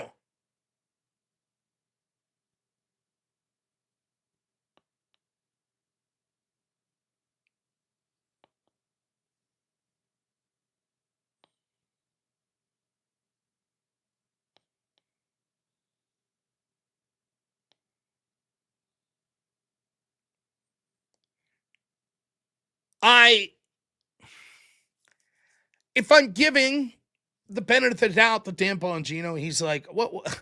I wasn't put in a position where I could really do anything meaningful. But here's the problem. Do you think there's even the slightest chance that he's going to be critical of Kash Patel or the FBI leadership when he gets back to his show? You think there's a chance? There's no chance. None. He ain't going to come out and be like, look, Kash doesn't know what he's doing. Or he's going to be feckless because the problem's so massive there's nothing he could do. He might say some form of hinting at the latter, but he's going to be, and you can't even blame him. He's going to be Team Trump. He's going to be Team Kash Patel. What are you doing, Evers?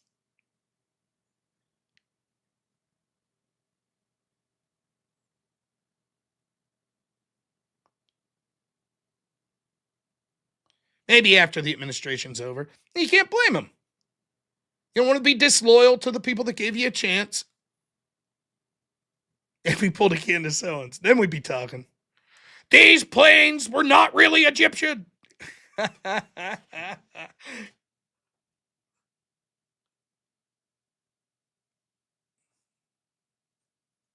Mavericks, you're making it hard for Black Elk to clip this. Yeah, shit.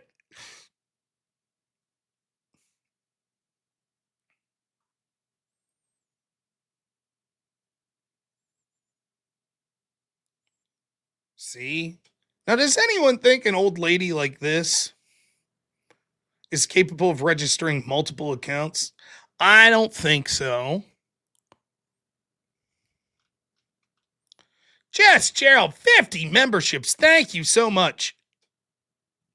Unbelievable generosity. Thank you.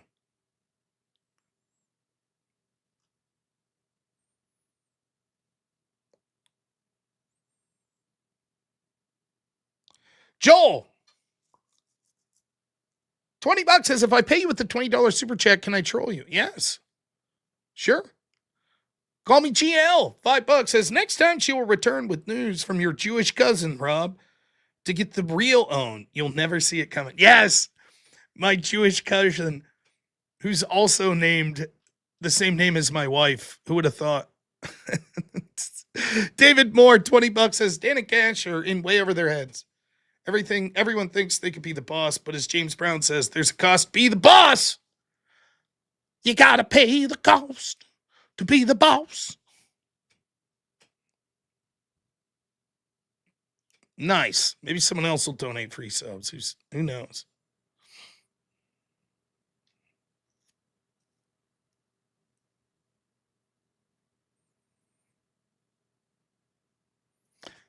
Fabulous Greta, the troll again, says, you don't have to agree with me. It's fine, but don't confuse a calm voice with an empty head. You're the one who said you have an empty head. You admit that all these people know more than you. The loudest people in the room are rarely the ones who understand the most. Maybe that's true, but I guess I'm the exception to the rule.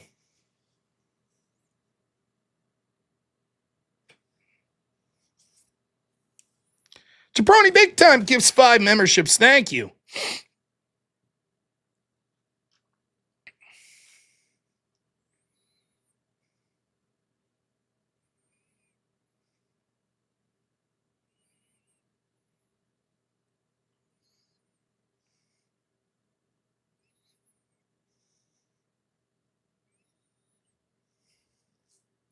I am also the only one in this room. Well said, Jeffo.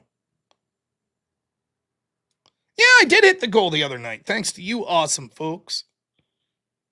So Bongino, anyways, back to him. I got distracted there. To me, the real message is this. Forget about Cash Patel. Now, there's going to be some of you. Thanks, Jess Gerald, man. Thank you so much, man. I appreciate it. Judy Hobbs, 10 memberships. Thank you.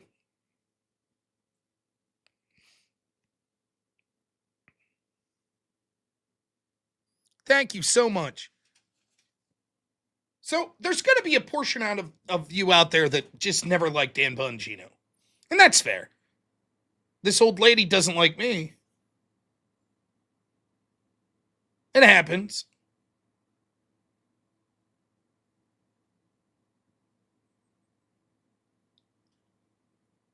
But if you like Dan Bongino, given, and you believed him, given what things he was saying about the FBI, can you think of a person who you would have wanted more there to help dismantle it, to help root out corruption in the FBI? I mean, there's a handful of people I could say, maybe this person would have been better, but Bongino had to be near the top of that list, right? Right?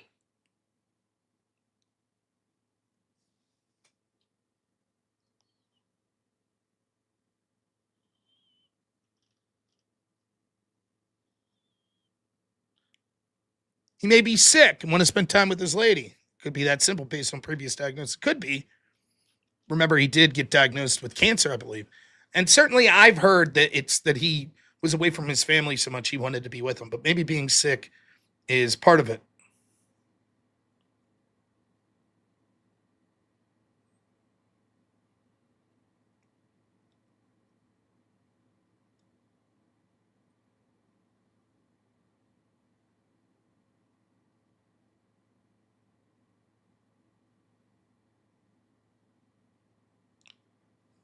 Yes, that's right, Chalkhawk. What do you think?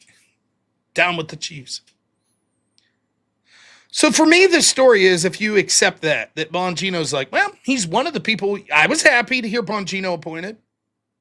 So the real story here to me is, there is no one that you could appoint that's going to do what's necessary. Not at least under the Trump administration. It's going to require a president. That the corruption is so expansive that you're not going to get a director of the FBI that's going to be able to do shit about it. You're just not.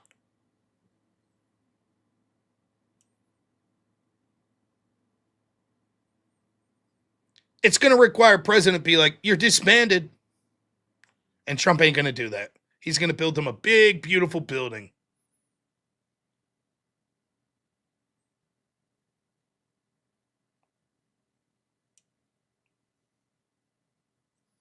It's just, that's it.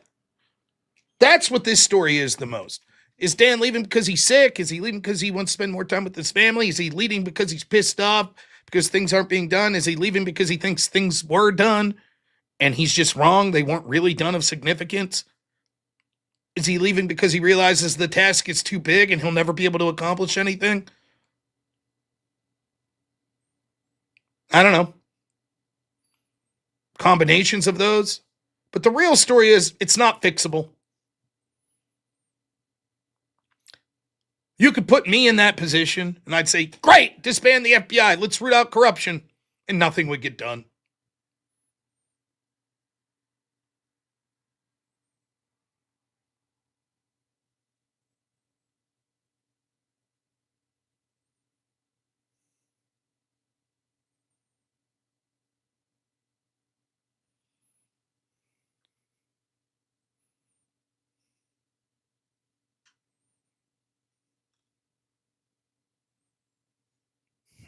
So, that's the real story with Dan Bongino to me.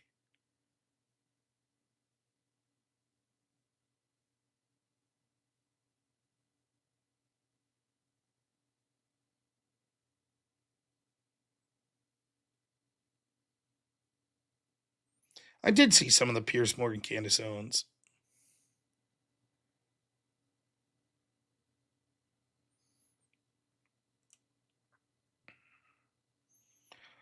So it's depressing. Look, I still think Dan Bongino's a good guy. I do.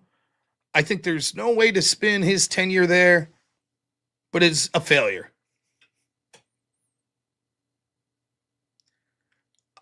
Is it because he's in on it? Is it because he never was really in a position where he could have done anything anyways? Is it because he didn't try to do anything? I don't know. I think it's probably the middle one. I think there's nothing he could have done even if he tried. I think he probably misses his family. He's probably frustrated. Probably feels he could do more good with the show, instead of showing people problems that exist rather than working within the system. But no matter how you spin it, it was a failure. The swamp was not drained.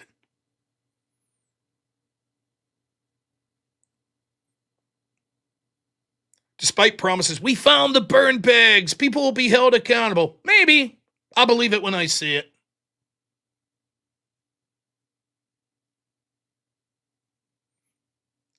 So I don't particularly, my personal feeling is the failure wasn't because Dan Bongino's a bad guy and he's a liar and this, that, and the other. I think that there's nothing he could do. And he ain't going to be honest about it because he's going to be a team player.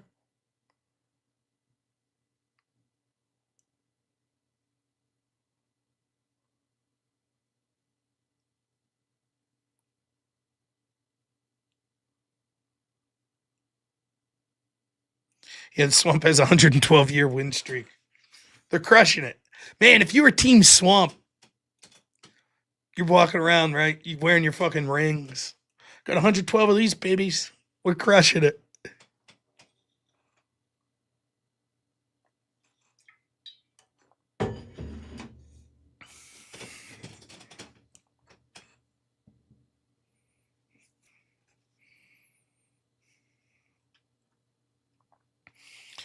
All right. We talk about more stories that I have here. However, if in the next half an hour or so we get to $500, $500. We're at 214 now. I'm no math whiz, but it looks like that would require $286 more. But if we get to $500, I will see if I could join the panel Speakeasy is holding, where the topic is America's real security lies in fixing immigration and not patrolling the border. This is the Rob Noerr Show. I didn't do that. It's not the Noerr Rob Show. This is my favorite show. So if we get to $500, Because it is my show. I will go over there and debate. That's on you all. Otherwise, we'll keep going with the topics. Where did I put my phone? It should be charging, but no, like an idiot. I'm going to screw myself over. The phone must charge.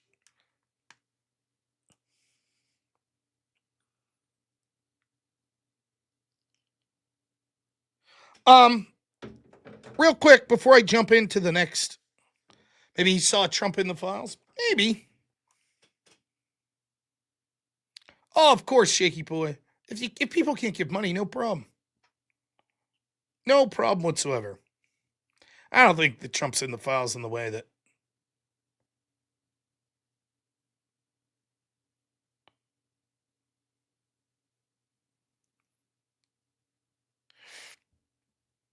It's too indicting. So, we'll see if people come up with the money to send me. I got to provide some incentive. Would I like to just go over and debate? Sure. But it is my job to raise money here. So, EOD was shaking you guys down. The bastard! EOD, the rotten bastard. Next story, Trump press conference tonight. Everybody thought that this press conference was going to be announcing a war with Venezuela. Thankfully, it wasn't. Now, let's start with that.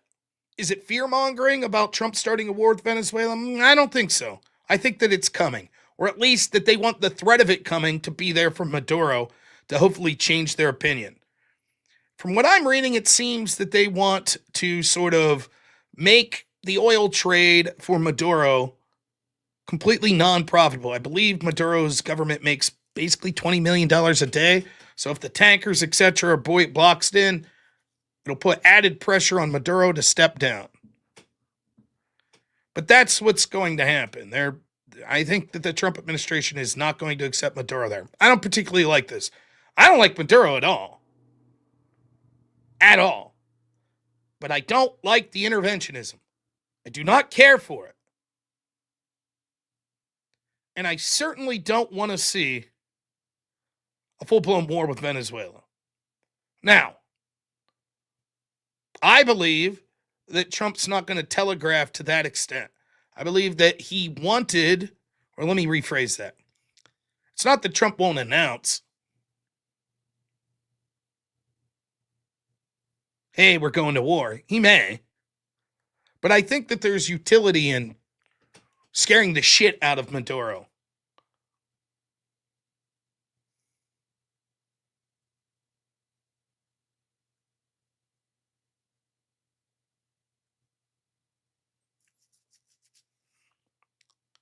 So doing the press conference tonight and having Maduro and everyone think, oh shit, this is going to be Trump declaring war on Venezuela. I think there's strategy to that.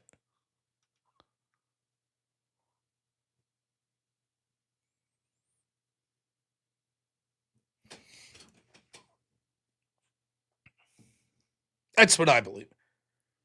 But no announcement tonight. Hopefully the strategy pays off in the sense that it ends up making war less likely because maybe it's like, oh shit.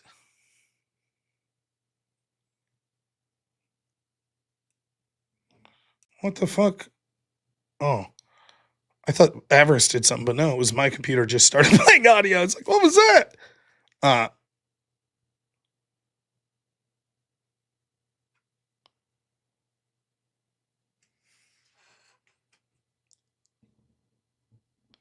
If you can't tell that Greta and Mary and Cowlicious Girl and a bunch of them are one person that's using multiple accounts to troll, it was obvious that's what was going on early with it. But see you, Fram Clark.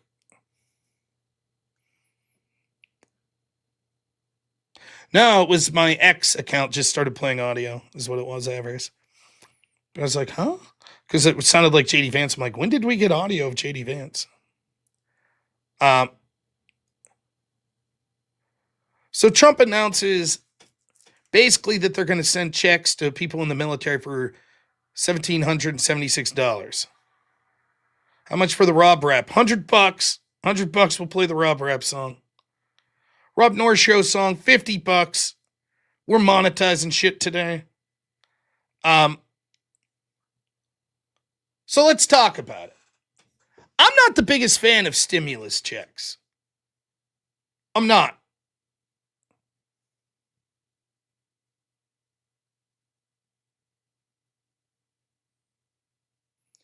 I think that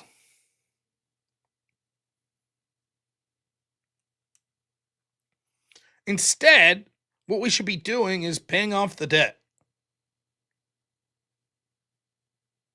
That's what we should be doing. As soon as we start to say, oh, we saved a little dollar, let's spend it all. It's like, no, maybe don't. So when it comes to a matter of actually what I want to see done economically for this country, how much to get me Jaceburg? $10,000. And I'll spend the rest of the show until at least 2 a.m. bitching about Jewish people. If for $10,000, I'll do it. But only tonight.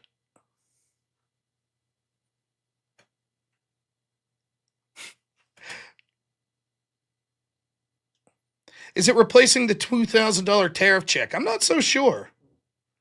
I'm not so sure it is.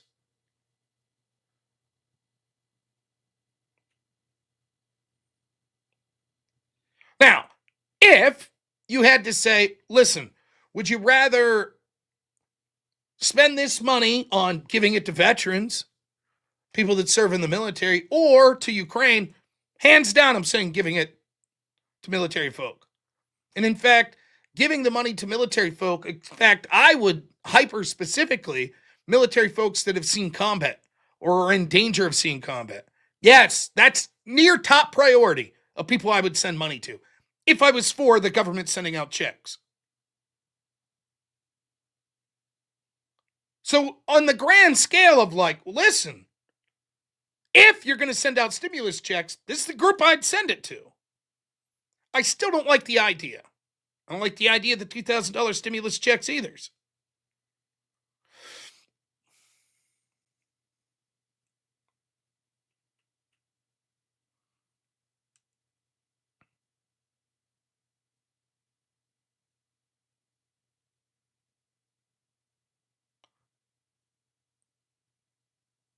Oh, I meant a one-time donation, Turk Doctor.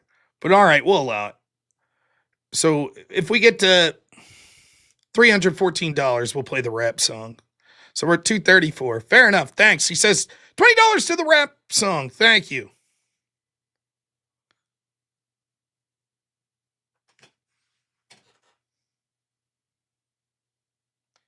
Sending out stimmy checks is different than, oh, so you're saying let the government keep the money. No, I'm saying that's wealth redistribution. If you want the government to have less money, lower taxes.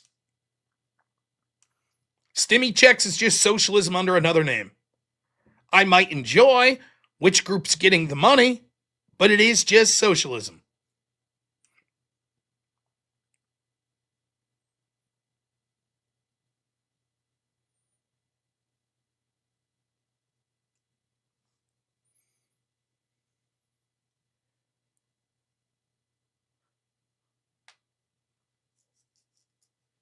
There I go, talking all stupid again. How is that not? Explain to me how it's not. Then why don't we just send stimmy checks for $5 million to everyone in the country? Makes sense, right?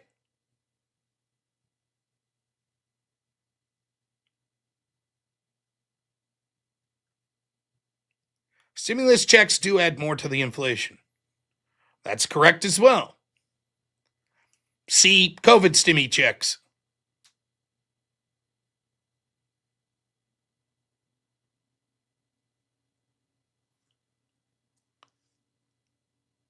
Oh, referring to the chat, maybe. I always screw that up when people. How much to get me to rap? $1,000. If we get to $1,000 tonight, I'll do a little rap for you all.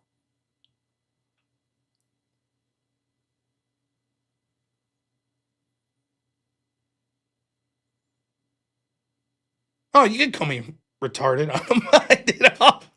I am retarded in a lot of ways. It's true. So I don't like the plan.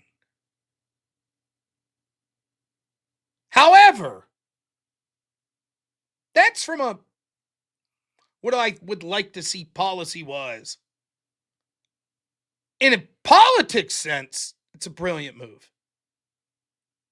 It's brilliant. Trump played his opposition like a fiddle. So much of his opposition was hoping he declared war in Venezuela tonight so they could run it as a negative story. So everybody tuned in with bated breath, particularly the people that dislike Trump, only to hear Trump say what's going to be tantamount to an immensely popular policy. Let's send $1,776 to our veterans, to our military service people. Absolute brilliant politically.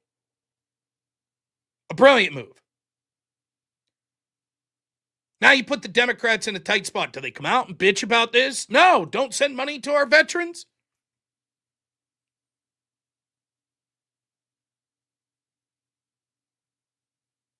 They can want to do that. Oh, for goodness sakes.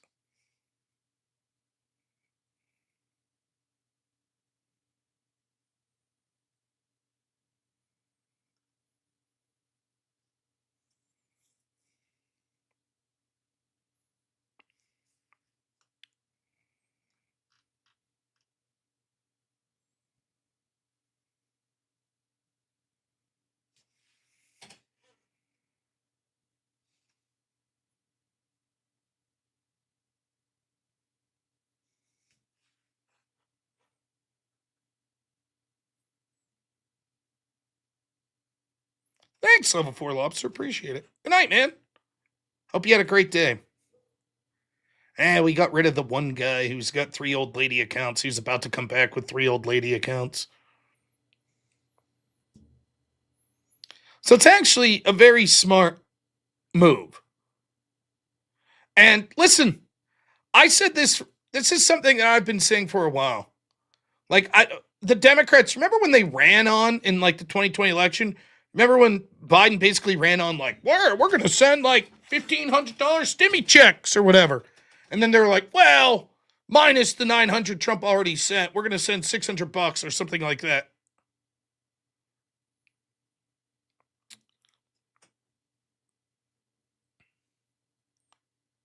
And I said back then, I was like, if I was Republicans, I'd be like, whatever amount they're saying, I would add 20,000 to it. I'd be like, yeah, we're going to send $21,600 to every American. Vote for us. And then when the Democrats are like, oh, you can't do that, be like, why don't you care about the people? Why don't you care about them? It's absurd. Vote for us. We're trying to send you a check for $20,000. Fuck it, right? That's politics now. It's dirty. Fuck it. Might as well run on that. Have at her. Fucking announce it like 2 months before the election, too. Right when mail-in voting starts. Right then. Hey, vote for us. And they can bitch and moan. You're not going to be able to do that. You can't just declare that. See, they're trying to stop it. They're trying to stop you getting money. Vote for us. And then once they vote for you, oh, man, Democrats won't let us do it. Oh, shit, we're going to try. We're going to try.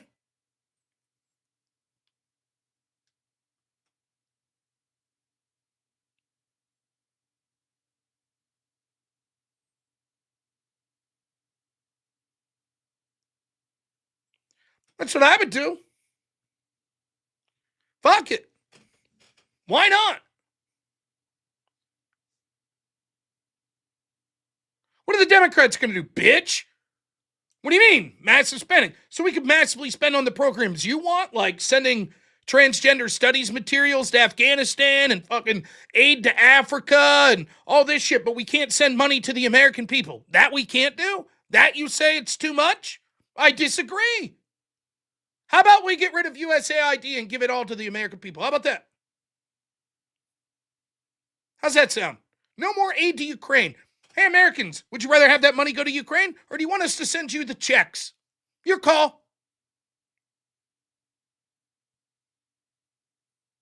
That's right, you'd get the lefties. Send them those fucking stimmies. Send them $1,000 stimmy. Again, not good for the future of the country. But force the Democrats' hand to be like, but inflation, massive spending. Oh, now it's an issue. You see, the Democrats, they care more about the illegals than they do you. When we tried to send you a stimmy, they're like, you can't do that. We need that money for the illegals. We need that money for the Ukrainians. We need that money to send to Israel and to send to Palestine. That flotilla for fucking Palestine that predictably spent $30 million and got service members killed. That's more important than you, the American people, getting money. We don't give a fuck about you, say the Democrats.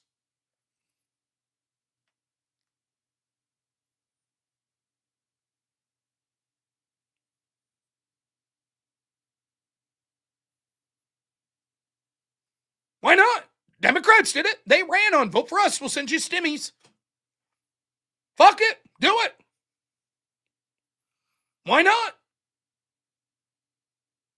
Here's $1,000. Hey, vote for us. Maybe there'll be another 1,000. Democrats pissed and moaned about the first 1,000 we sent you. Sounds like bullshit to me.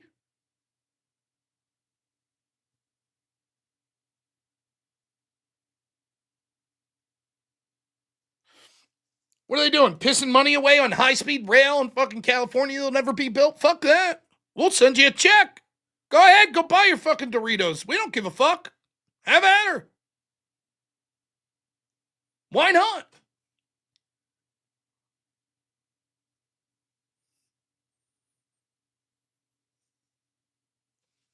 And attach it to fucking, like, bills that do shit. No more trans in fucking bathrooms. And $1,000 for every American. That's the bill. And when they vote against it, see? They voted against sending you $1,000. Oh, now they're scrambling. Now they're saying, no, it was the other part. You see? Let it be known. When you could have received money, they were against it.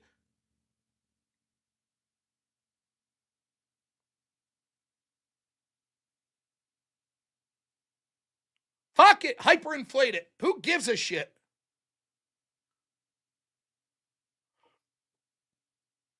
Democrats did it. I say fuck it. But you gotta wait. You gotta wait until right when the election's starting. Don't give the Democrats time to come up with a strategy how they're gonna send money. That's why this plan's pretty funny. Again, a plan that, from a pure policy prescription, I'm not exactly a fan of. But from a political decision, what are Democrats gonna do? No! The military people don't deserve more money. Really? That's interesting. And then someone correctly said in the chat it puts pressure on the SCOTUS. Yes, that's what the stimmy checks were doing in the first place. It's why to get out ahead of it. Because if the SCOTUS overrules tariffs, Trump's going to say, listen, now they're saying we have to pay back these producers, many of them foreign. We have to pay them back. How? We wanted to send you, the American people, money. That's what tariffs were doing. Now they're saying we're not allowed. You see? Maybe we should put it into legislation. Don't you want that money?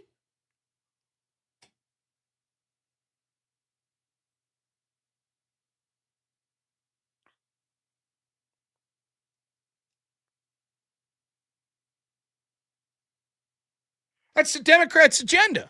More money for people. We're going to spend more money, more money, more money. That's what they run on every time. So fuck it. Fortome, $10 says Democrats ran on giving money to the less fortunate in this country.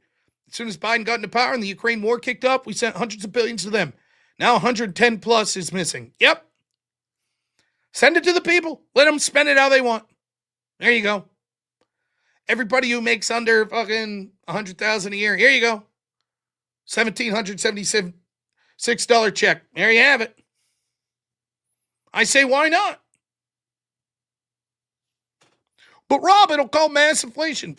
Hey, just said, we find the spending elsewhere. Foreign aid, USAID, whatever, take it. Let them take you to court and argue. Oh, they're trying to hold up your stimmy check. There it is.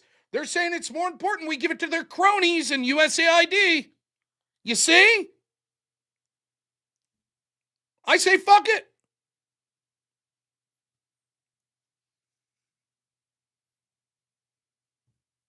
Democrats say, fine, we'll send 1776. You go, only once? We're going to do it 5 times. We're going to do it every month. Now what?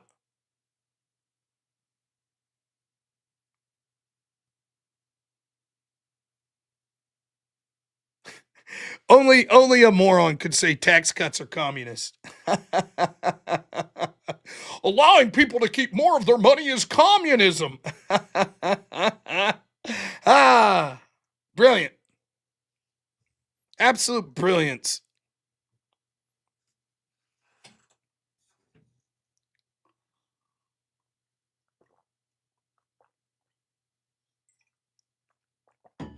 Democrats spend more than Republicans, but Republicans do spend way too much, no doubt.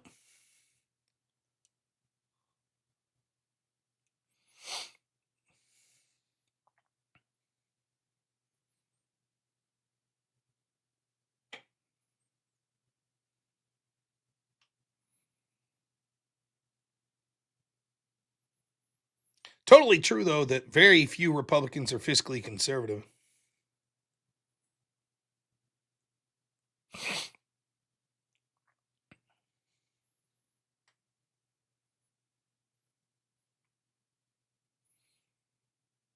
Trump ain't. He spends the shit out of money. It's bad. It's one of the things he deserves criticized for. Most people in the Republican Party as well. Very few. But tax cuts, communist? I mean, come on.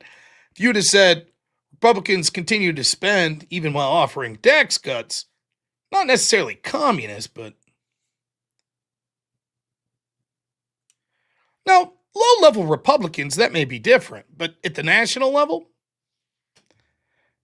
Ashes Rose, thanks so much, $10 says, Donald Trump is enacting no tax on tips, no tax on overtime.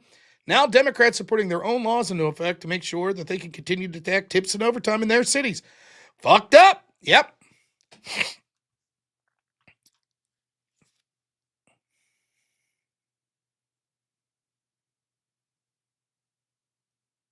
Yep.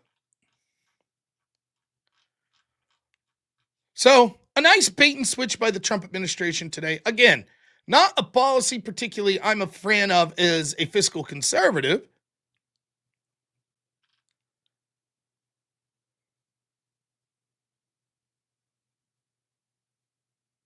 However,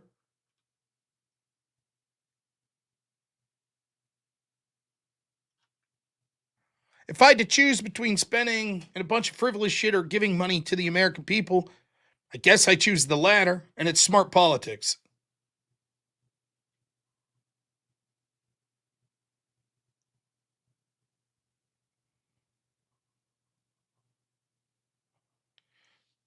For Gary and Guard, $2, thanks. Says repeal the 16th. It was supposed to be temporary. Really? It was supposed to be temporary? Is that true? I'm not doubting you. I just never heard that.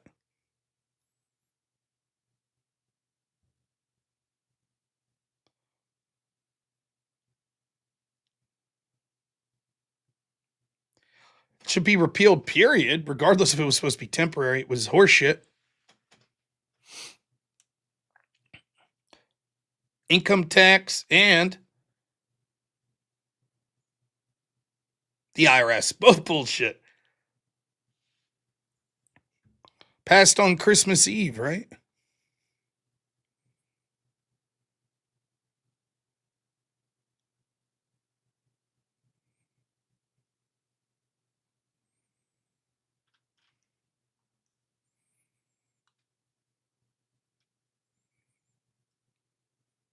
My goodness, I hear you, Imaginary. All the money you made in overtime and tips. Again, like I said, I made my last year working my previous job, I made $21 an hour. I was averaging an average week's paycheck for me was like 75 to 80 hours. So I was making far more money on overtime than I was in my regular wages. And it was taxed at such an exorbitant rate. I don't think that it's any overstatement to say last year, the last full year that I worked at my previous job, had overtime just been taxed at the rate that regular wages were, I would have probably saved $5,000. And if there was no tax on overtime, I'd probably be looking at like $10,000.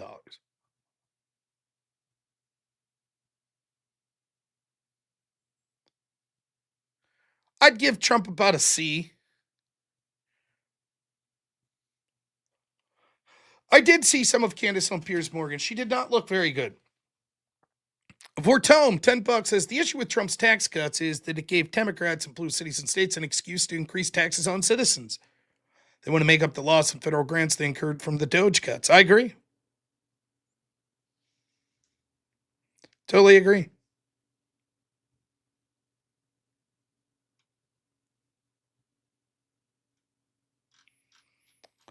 I'd be in favor of a national sales tax and an elimination of the income tax.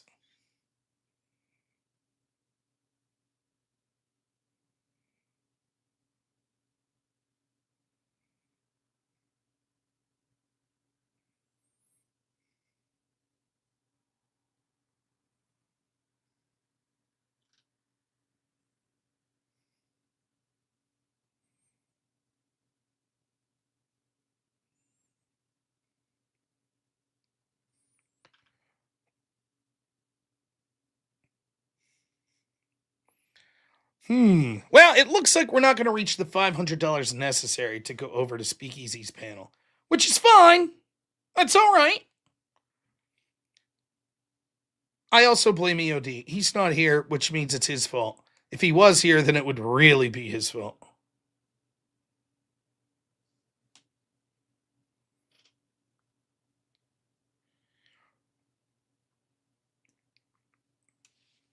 If I missed any super chats, I always forget to check the great folks over on Rumble there for super chats. Rumblers, thank you so much. 45 of you watching. Let's take a moment to say thank you so much to everyone that watches on Rumble. That's no joke. I have 322 people watching on YouTube, and I have 45 watching on Rumble. And my goodness, I couldn't be more proud of that. That's amazing. The vast majority of the time I've ever been streaming. Oh, there's EOD. The vast majority of the time I've ever been streaming. 45 people watching me is an incredible achievement.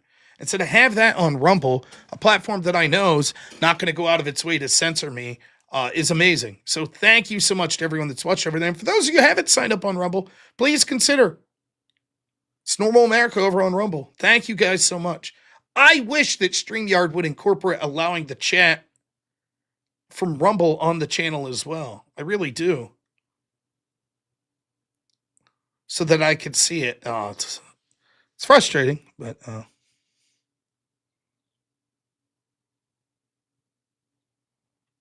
I am on Rumble.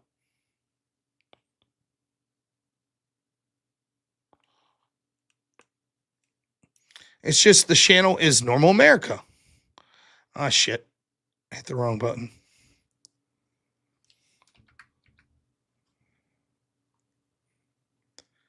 Here's the link. A lot of times if videos get taken down on YouTube, you can find them almost all on Rumble.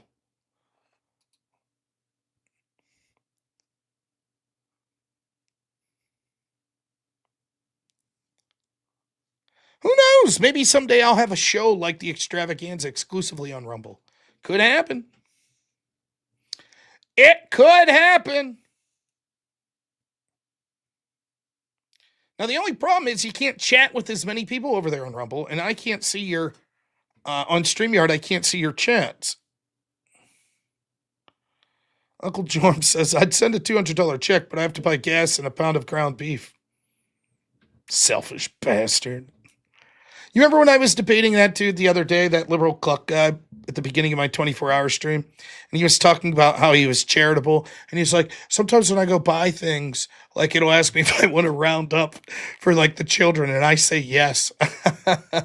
So my wife today, she bought something at like Dollar General. And she's like, Rob, tell your audience. You know, it was like $11.33 or something it came to. And they were like, would you like to round up for St. Jude's? And she was like, yes, I will. So there you go. We also are charitable.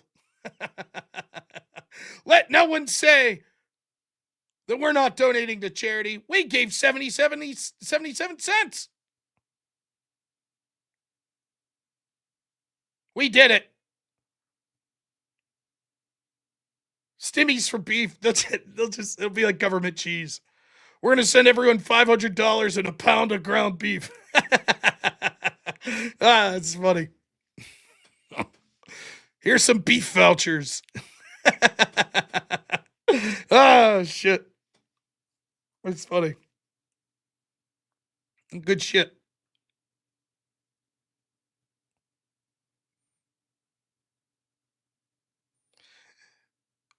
$70,000 in overtime last year. That's incredible. I probably made close to $50,000 in overtime. Because I think that my base wage, well, I figure it out. So $21 an hour. Let's see. 21 times 40 hours a week times 52 weeks is $43,000. Yeah, and I think my gross income was probably close to 100,000. It was probably close to 90,000 to be honest. So that means I made about $50,000. Now, of course, after the taxes and shit, my takeout money considerably less.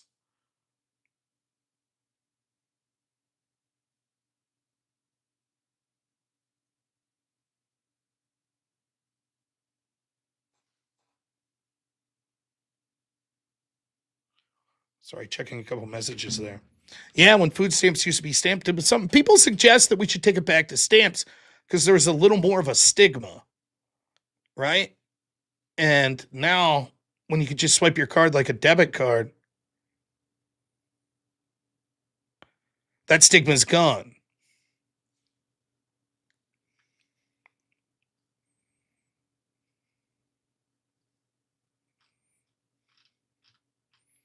I don't know. I could see it.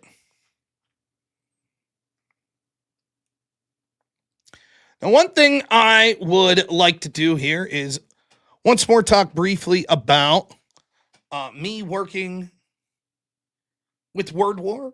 So I'm officially going to be, my title is the debate architect. So I will be in charge with all of the formatting for the debate, the onboarding for the debaters, specific topic, wording, all of those sorts of things. And I couldn't be happier. I'm very proud to be working with him. Andrew's so busy. I understand why he can't be working with the project. Totally get it. But I'm happy that he introduced me to these folks. And I'm happy to continue working. And those of you that bought tickets, I hope that you're still going to be there.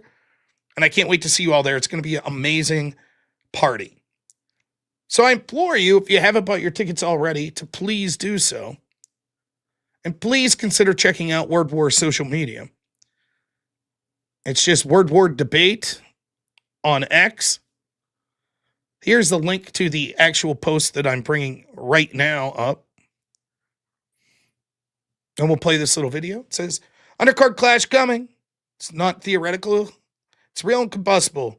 World War I, Shabbos Kestenbaum and Michael Rectenwald will go head-to-head in a battle over power, influence, and the forces shaping America. Shabbos rose to national prominence, taking on elite institutions and confronting anti-Semitism head-on. Michael's a longtime critic of political power structures, global influence, and ideological capture, unapologetic and relentless in his worldview. Different paths, different philosophies, one stage. In other words, Shabbos is going to heavily defend Israel, and Michael, not a big fan. The debate topic is the American balance, foreign influence, and lobby power. Again, it's going to be hyper-specific to Israel, I think. No panel safety nets, no scripted talking points, two men defending their ideas, moderated by Ben Swan, analysis from not-so-erudite Sam Tripoli and Gavin McInnes. Here's the little video they put together for this. I hope you'll enjoy. We've sent $21 billion directly to Israel. There's not a day that goes by that one of the administration officials or senators or congressmen doesn't go on and on about why we owe Israel our allegiance and our allyship. I believe that America is at its best, is at its most productive when it supports its allies and when it recognizes that America first is not America alone. If you cared about the liberal virtues and values that you pretend to care about, then you would be the first ones to champion Israel. They're shooting fish in a barrel, and they've got them trapped there in a virtual concentration camp. These people are in a walled area, no exit. My religion very much influences my politics, and I think all Jews should be Jewish first, and then based on their Jewish values, vote accordingly. These people are all Zionists, and so we need to remove them all. You know, as we're shipping money to them, we're neglecting everything in the United States. Anti-Semitism is rising, but tonight we fight back. Live from ACX1 Studios in Atlantic City, this isn't just another talk show. It's a battleground for ideas. Every statement, every argument, every counterpoint is tested under the lights in real time. This is where logic meets fire, where courage meets consequence. This is Word War Debate. So remember, tickets, you can go over to Word War. Tickets are $50, $54 with taxes to $212 with taxes.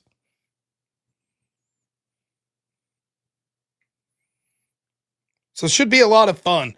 Why did they pick Erudite? I see that. I don't know. Why not? They wanted to have a lefty on commentary desk. Who would you have picked?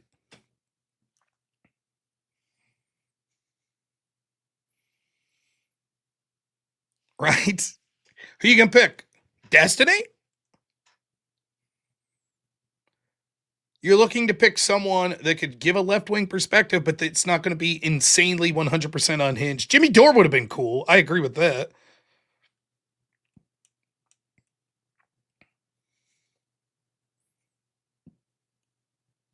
A lot of people are going to be pissed at both sides. Why did they pick Shabbos? Why did they pick Michael?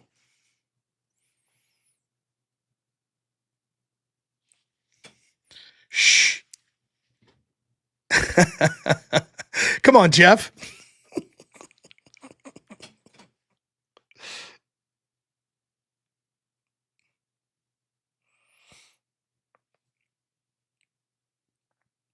I think Erudite will do just fine. I think she'll be professional. And she'll give analysis for the debates from a left-wing perspective. So,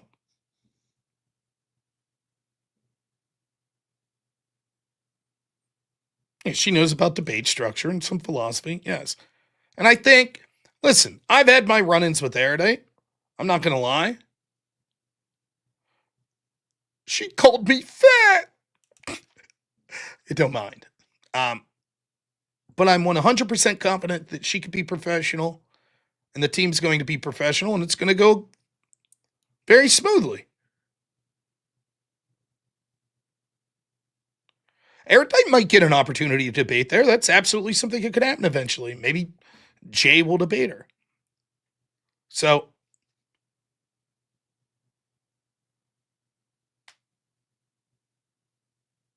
but yeah, she's commentating. She's going to be one of the three commentators. So, her, Sam Tripoli, and Gavin McInnes.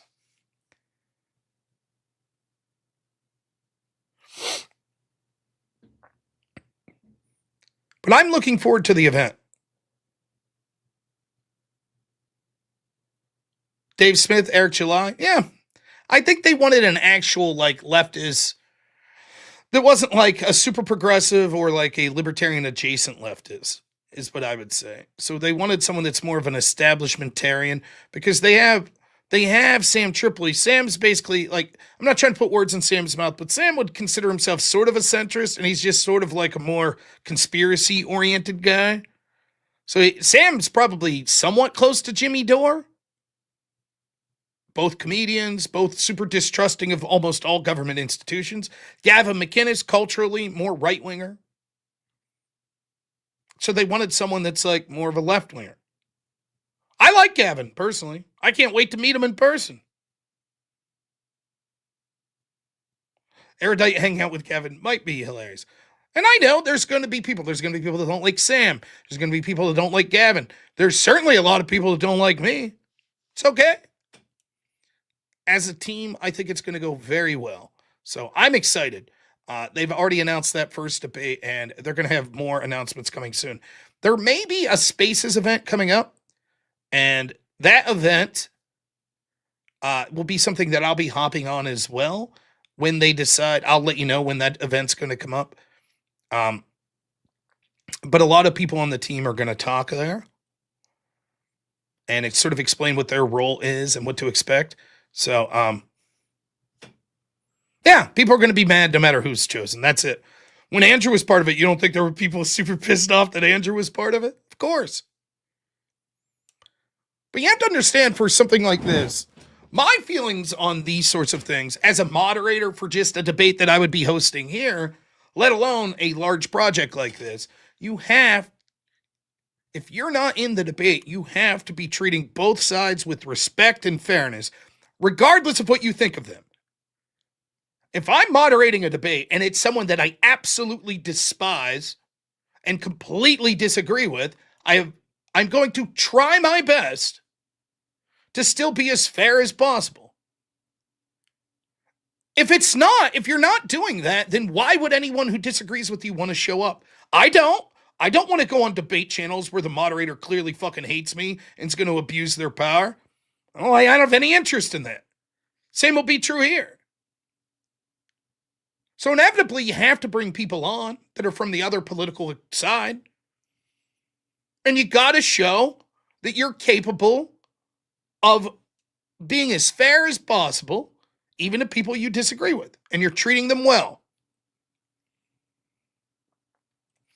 I'm not going to get into specifics, but there have been people that have been moderators that maybe I've had run-ins with.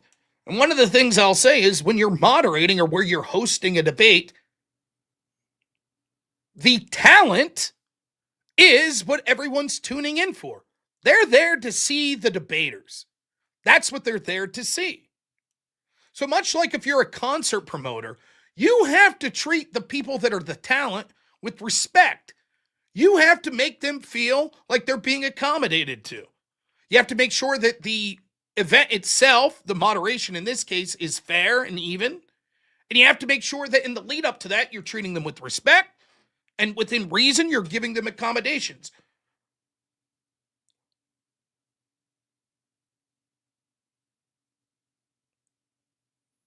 Being fair while they won't be equals lose. So what do you recommend? Just shut down this whole project? Is that your recommendation?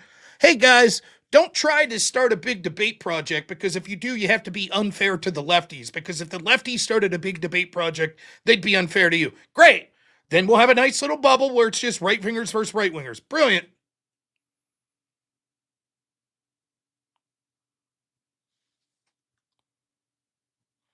No, that means that the lefties will never host a big show like this that'll have any talent whatsoever that's willing to go with it. That means that people like us will be able to go in the space and actually have a successful show because we don't have to engage in that sort of mindset.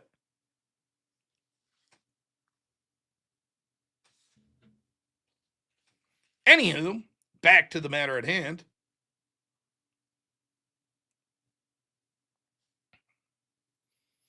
So the point is,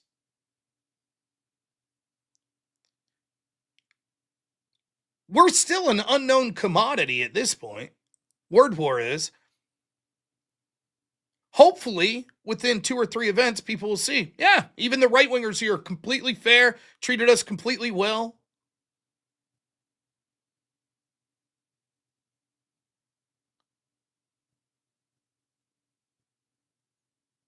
Are there any tickets that are in conjunction with the hotel? Not to my knowledge, but it is attached, the venue is attached to Caesar's Palace.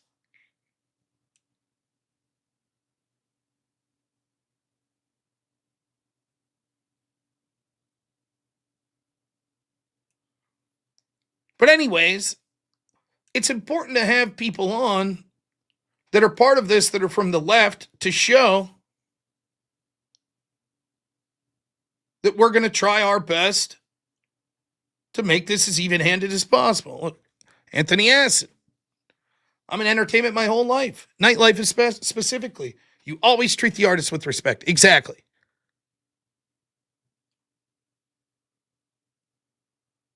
We don't have to cheat. We can have fair moderation, and that means we win.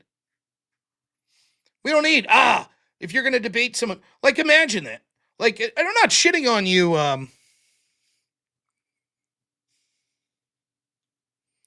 DRJ. I'm not shitting on you, right? But think of the implications of what you're saying. Andrew just debated Brian Shapiro, for example, with Jake Rattlesnake. You're saying that Jake should have told Brian he can't talk, shut the fuck up, because if he's fair to Brian, that's losing, and Andrew's going to lose, because if it was a left-wing moderator, he would be unfair towards Andrew? That's stupid. That means no one would ever debate Andrew, because they'd be like, oh, you're only willing to debate if the moderator will cheat for you? Andrew doesn't need that. I don't need that.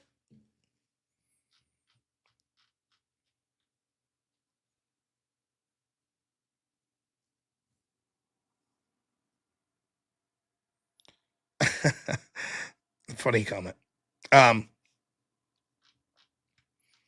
So yeah, the point is we're going to treat everyone with respect there. And by the way, this isn't something that most people on the right disagree with. Like, for example, Andrews interviewed Vaj. Andrews moderated debates. Lefties that hate him would be like, yeah, I thought his moderation was completely fine.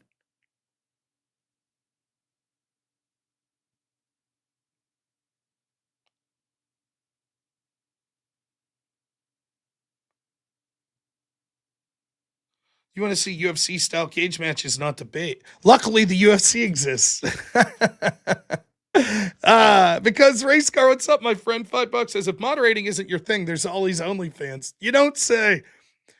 I am Richard. $5 says, going to the First World War myself. Hope for good debates. Hope to meet a few of the peeps and have some drinks. I'll be there. I'll have a few drinks. Heck yeah, man. Get a VIP ticket.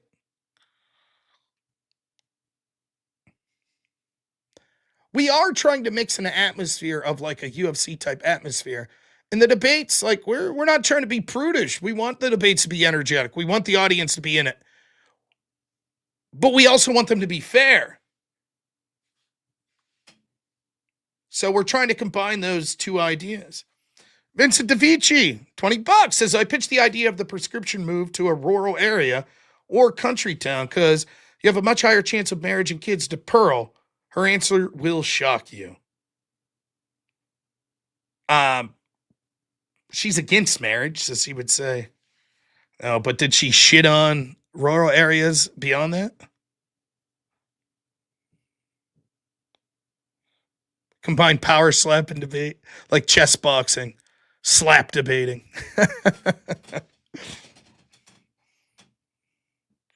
What hotel is the event at? It's attached to Caesar's Palace. It's the studio's called ACX1, but it's literally across, like there's a walkway from Caesar's Palace to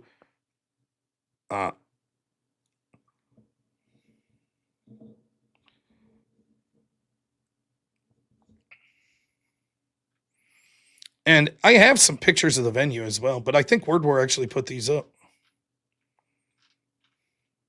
By the way, Pearl's going to be debating. They haven't announced her opponent yet, but I'm 99% sure I know who it is. It'll be a good one.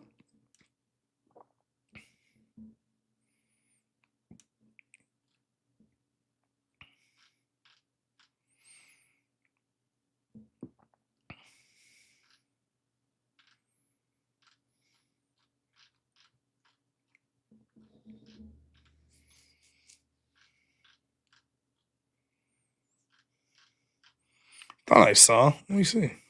Here we go. Here's the venue. Some pictures of it.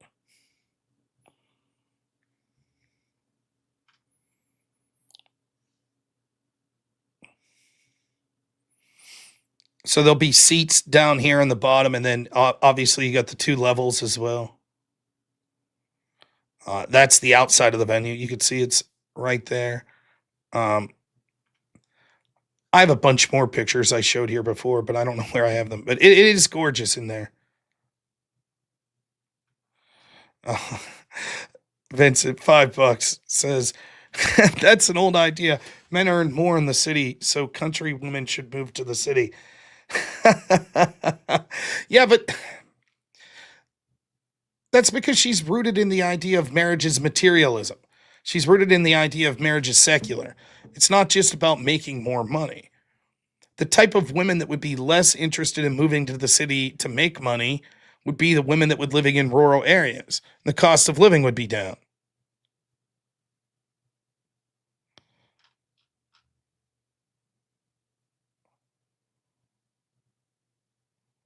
Yeah, it's going to be a lot of fun.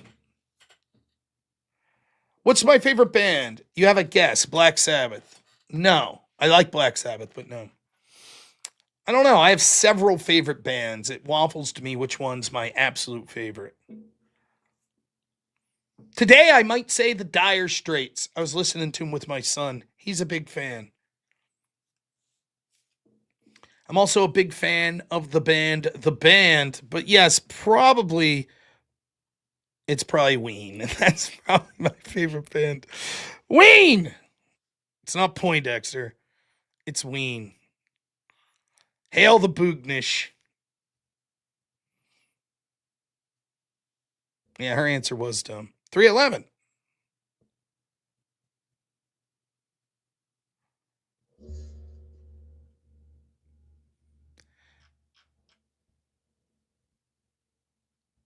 It's lame, but on point. I like me some Rush. Winger.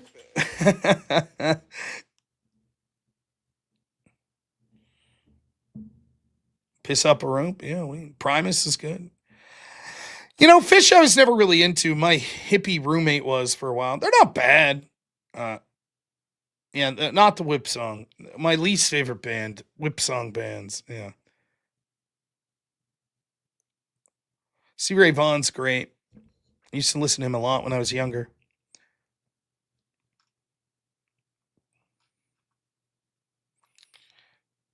Do I think I could beat Ben Shapiro in a freestyle rap battle? Yeah. I don't think I'm very good at freestyle rap, but I assume Ben Shapiro's worse. Hippie roommate, also my debate partner. He was a Buddhist vegan. Yeah, where there's a ween, there's a way. There we go. Yeah, I've listened to The Dead as well. Nickelback doing whip songs, yeah.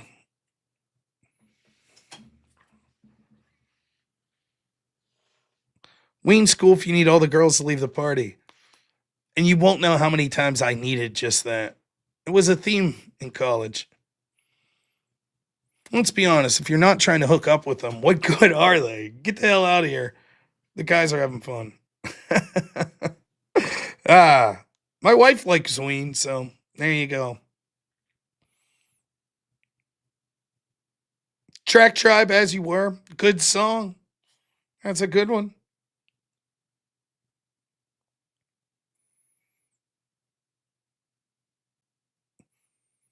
Uncle George, wait a minute. Is this someone I know in real life? Let me check. He might be one of my college friends. Because that's something some of my college friends that like Weens would have been like, yeah. No, you're the one who asked in the first place. You would have known it was Ween if you're one of my college friends. Clutch was good, yeah.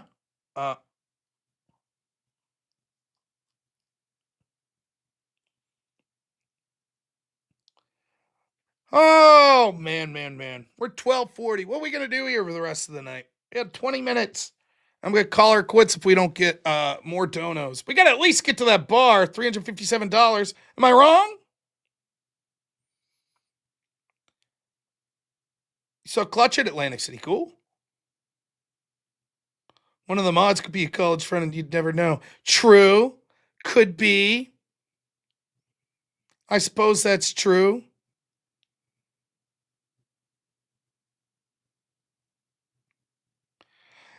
ELO is like, it always amazes me how many times I'll hear a song be like, hey, I like this song. And it's ELO, and I'm like, oh shit. I didn't realize they sang this too. Yeah, I like me some ELO. Look at this. What's this person trying to say? No whip songs tonight. Like, don't do it. And then, no whip songs tonight?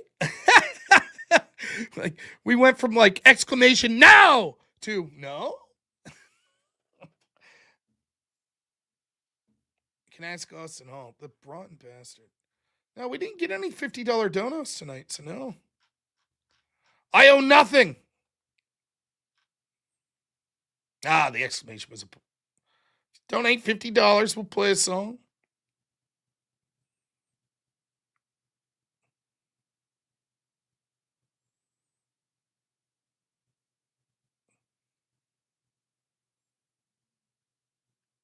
What's going on here? That fucking Discord. I get shit that pops up here so many times.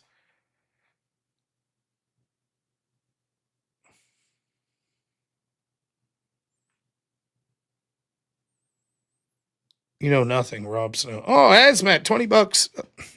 Says, Powerwolf got it right with demons are a girl's best friend.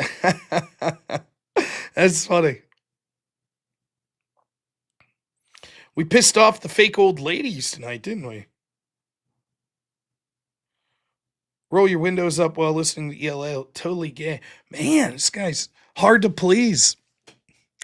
ELO chases all the girls out of the... Am I aware of my fellow Yinzer's channel, Urinating Tree? No. Oh. You know, what was I going to say? Shit. It escapes me now.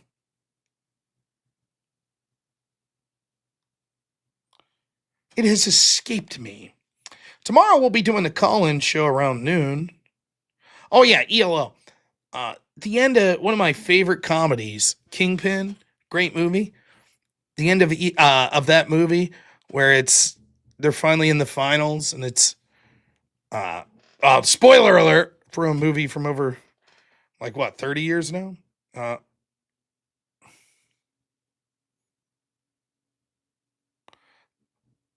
When Bill Murray's character's in the finals against Woody Harrelson's, and they play the song "Showdown" by ELO. What a fucking excellent use of a song in a movie. Love that song too. It's a great song. Great song. I'd play it, but I'll just get demonetized. Yeah, the Rose Bowl is great. Well, it's a great movie. Top 5 all-time villain in movie history. Big Earn McCracken. I mean, man, just everything about him. He's so good. Tom Waits, love him. Leonard Cohen, very good. More of a fan of Waits than Leonard Cohen, but yeah, both good. The Nude, yeah. Stranglehold, one of the best guitar lines ever. Yeah.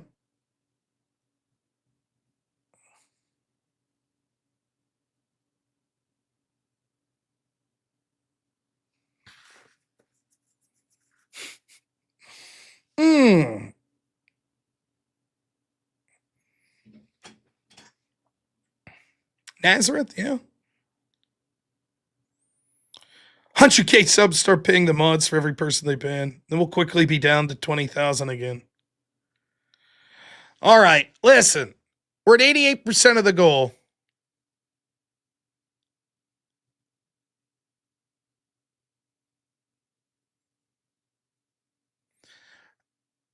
At this point, though, I don't know. I mean, how late was I staying up if I go over there now?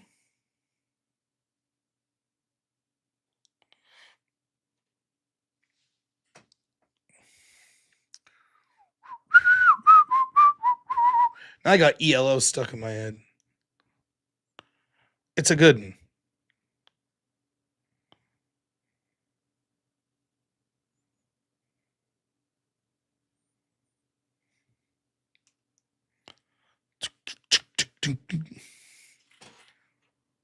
Oh, that I love Big Earn. The Rose Ball, everything about that character was so good. He almost got Munson there at the end, you know. One of my favorite lines in movie history. Another spoiler. The rare movie where the villain wins. And they interview him afterwards. He wins the $1 million. And he's like, finally, Big Earn is above the law. I can buy myself out of any trouble. And they're like, were you nervous? He's like, yeah, I was nervous. I didn't want to lose to a guy with a rubber hand. It's so funny. He's such a prick. Oh, man. So good, man. One of the episodes. Oh, I'm a Meatloaf fan. I used to go to the Agora all the time in Cleveland to watch shows. And that was like Meatloaf's sort of home venue. They had all these awesome pictures of him up there when he was like 19 and was more thin and had the long hair. Pretty cool, man. Who's going to donate the final $50 that we need to get us to the goal? You'll be an absolute legend.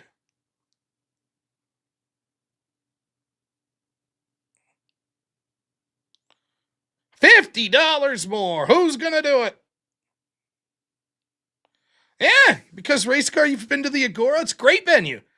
It's got such an old-timey, like, opera feel to it. It fits right in with Meatloaf. You know?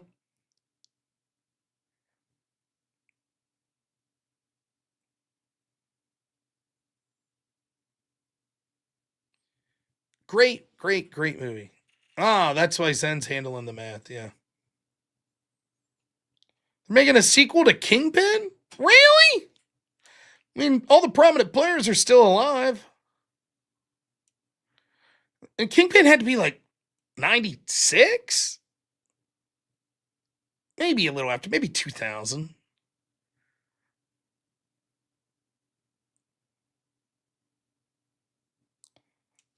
I have to look this up. Really? That shocks me. I'm all for it.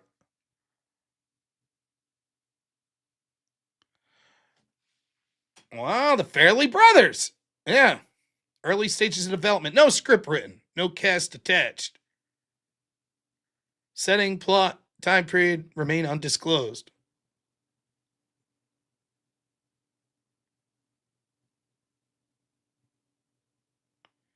No update since 2021. In March 2024, they said the project's still ongoing. So, I mean, okay. Carry On Manowar, great jam. Yeah.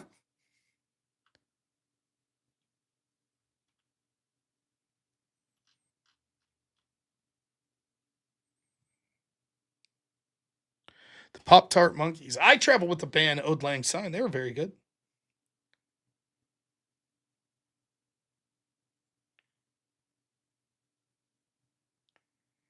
Yeah. Unfortunate, huh?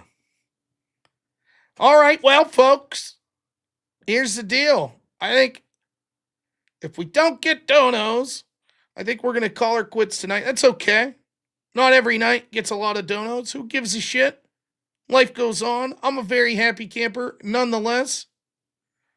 But I got to have some sort of consequence. So, we'll wrap up the stream here. Now, what I will do, we didn't get enough money to go over to Speakeasy's channel. However, we will raid over there. That we could do. And I'll call it an early night. Tomorrow, we'll do the call-in show around noon. And then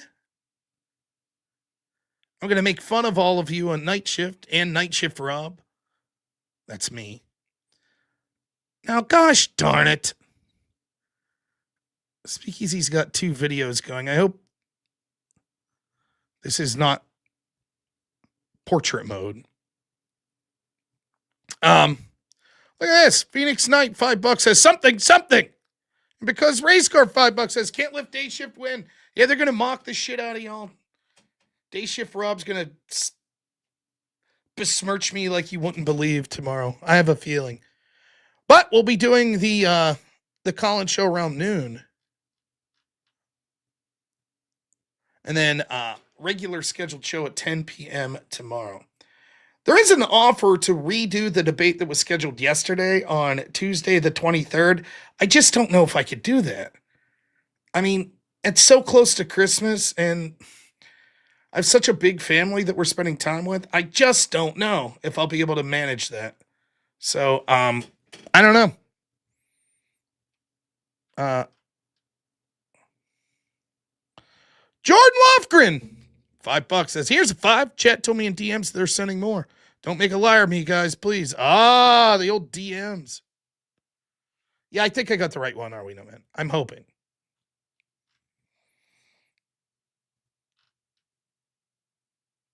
Nope, no adversarial call-ins. Oh, see? You weren't lying, Jordan. He is king. I almost said heist king. It's like, what? He is king. Thank you so much for the $10. Really appreciate it. Oh, we're almost there now. We can't quit now. Am I also out of the debate in Arizona? I was never in it. I offered to debate Brian Shapiro there, and they got Alex Stein apparently instead of me. So nope, I was never involved whatsoever. I also thought it was America Fest, put on by Turning Point USA. I didn't realize it was a separate event that just happened to be in the same town. So,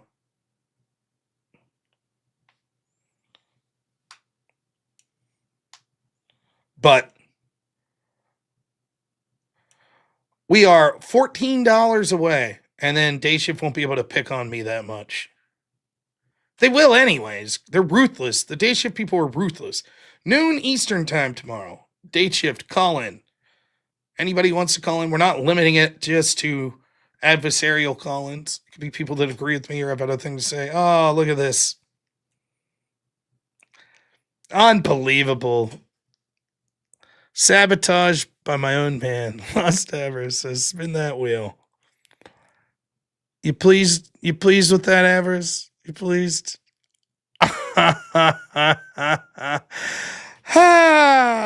Goodness gracious. All right. We almost got away. I mean, I'm very happy. Oh, I'm supposed to say, go.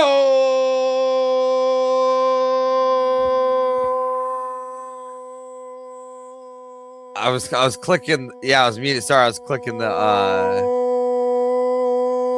Yes, that was me that made that charge button. You did it. I think I missed the chat too. I'm Richard. $5 says Brian Shapiro's trash. Changed my mind. Excellent super chat. Thank you. Fair enough. Fair point. Hey, I like Jack and Cuckoo's Nest. There was a wheel you needed to spin. I'm getting there. All right.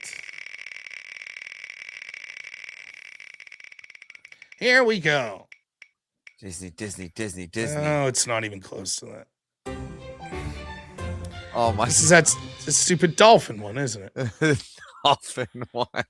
I can't remember. It is the dolphin. It is, isn't it? It is. Oh, gosh. Yeah. Here we go. Yeah.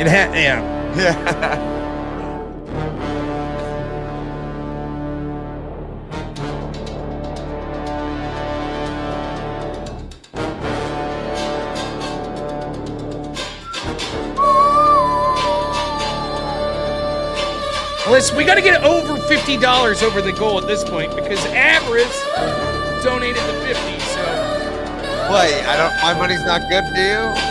No, it'll spend the same, but you're like, that's just circular money.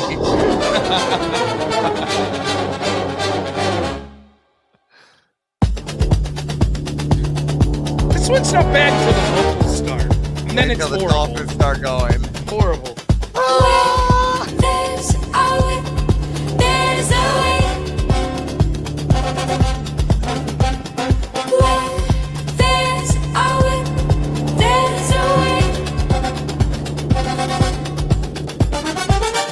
We don't want to go to war today, but the Lord of the Lash says nay, nay, nay. We're gonna march all day, all day, all day.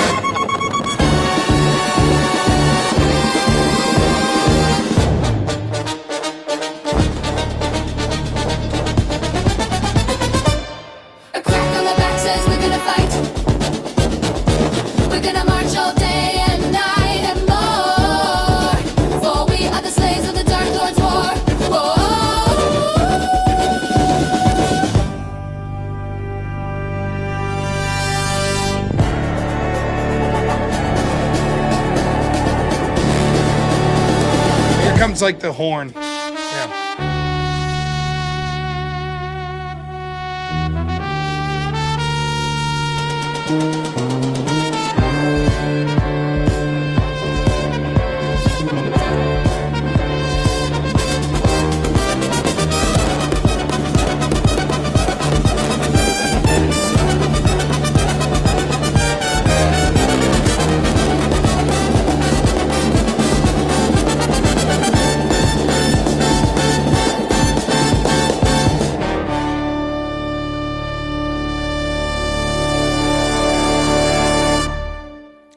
We did it. Amazing. I do this every morning, Donald Rose. I do this every morning. I just play it right in the mirror while I brush my teeth. The Ween's better than that shit. Now, what did we end up with here? 398. So we need, like, we need 407. So it would put us, what was that? $10? Yeah, $10 donation. That would zero out average. Zero out my donation. Because it shouldn't count if mods or members of the team get us to 357. That should count. That's bad precedent. But I donate to all the other stuff I go on too, so I think it's kind of like even, right? Avarice last night with his ham sandwich was awesome. Well done. Oh yeah. So we didn't go over. So I talked like this guy is funny because this dude was debating Ben Shapiro too, but I was debating this like Islamist guy whose just stance was he was more offended that I was kissing my wife in public than he was with him having sex with his cousin. It was more offensive. He stood by that. So while he was spurging, he was spurging out the entire time, right? So I just had my wife bring me a ham sandwich, double ham, and I just started eating it. Nice. Double ham, baby. Yeah. Yeah. And the best part was, so he was really offended, right? So I think it will be saved now, right? So here. It'll be really easy because it'll be saved right here in the settings. Yeah. I said, okay, so what's offensive? Is this offensive to you? This is me kissing my wife. Is this offensive? And he was so mad about that. He was like, he was so angry about that. $10. Yeah. It says for Mordor. Thank you. We'll take it. That'll do it. It was this guy. Yeah, someone keeps asking if I would debate. I don't know who Manar reports. Dude, dude. So he has a guy in the crowd named Manar Clips, and all he does is clip your shit, right? I'm just being honest. And then he sit there and spurgs the whole time. He's just a spurg, straight spurg. Like he literally, if you watch, you can go and watch it on Speakeasy's channel. But he's like, I'm not going to talk anymore. I'm just going to keep talking. Okay. I'm going to keep talking over you. I'm going to keep going and going and going. You see, I'm just going to keep talking. I'm not going to let you talk. It's like, what? Okay, dude. We did say we would play the rap song one time. So here's what we'll do. We'll play the rap song. If we don't get a $50 donation by the end of the rap song, we'll end the stream, which is fine. I don't mind going to bed at a reasonable hour. That'll be okay. But we did promise people we would play that song. So Baby Avarice is very unpleased with you guys. No, Baby Avarice, what's up, my man? He's just hanging out in my lap. Riddick, the man. So you want the rap song? Is that the request? Yes. Easy. I think I've debated that Manar guy before. I don't know, though. I don't remember. Yo, from the hills of Pennsylvania, rises a titan so bold. Robnoerr, the voice of the people, breaking the mold. College days at Clarion, debate team on fire. First to qualify nationals, taking it higher. Similar vibes, crushing opponents with facts. Wins stacking up like trophies, no turning back. populist, conservative, anti-establishment king. Challenging corruption, making the swamp sing. Ran for Congress in 19, fighting the air. No fear in his heart, bringing the heat. Host a normal America, truth on the screen. Rob Noah's the legend, living the dream. Going once, going twice, Rob's on the rise, debating political grins, taking the prize from college halls. GW brawls, he's the boss, destroyed destiny, made him rage quit and toss. Bid high in the feet, no one competes. I'm the Labra folded, Andrew Wilson beat. We need to get from Cheerio to everything bagel fast. Rob Noah's the master, making history last.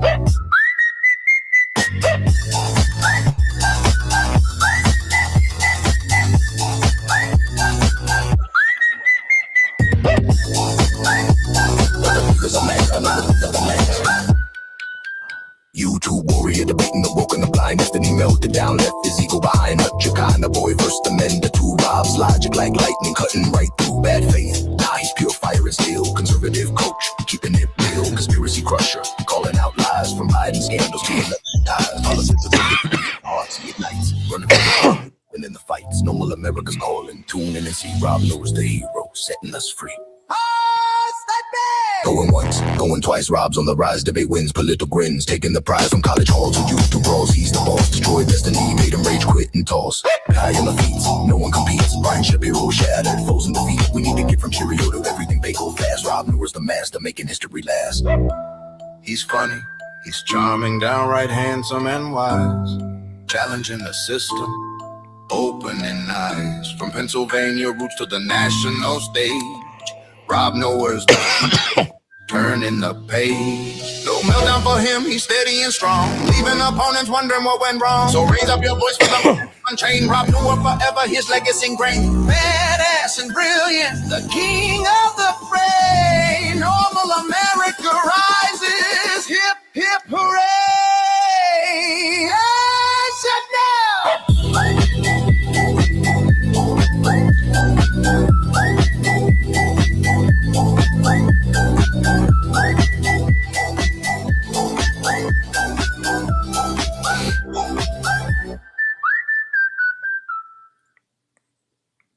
All right, folks. Avarice, it's been a great show. Yeah, it's been fun. Rob reposting to X. I was reading X while that song was playing. The White House put out a list of grocery prices and how much they've gone down versus how much they went up during the Biden administration. Pretty interesting. Beef not listed, though, I noticed, which is kind of funny. But maybe we'll talk about it tomorrow. So, yeah, it's been enjoyable. I'm going to go downstairs and get a shower, and I don't know. I'll probably just going to go to bed. I'll probably end up on the darn panel. Well, there we go. We're raiding over to Speakeasy, so I hope you guys enjoy it. You'll see Avarice over there.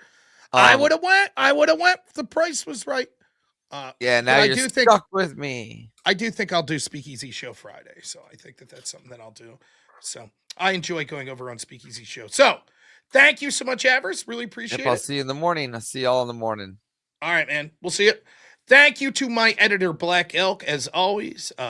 One of the best in the business. I think one of the most positive things that's happened here in the past 2 months is sort of me and Black Elk coming up with some ideas, and we're going to be working together for a long, long time, and I couldn't be happier for that. So he does a phenomenal job. So make sure, if you're just watching the live streams, that you go to the channel and check out the videos as well, because they are absolutely amazing.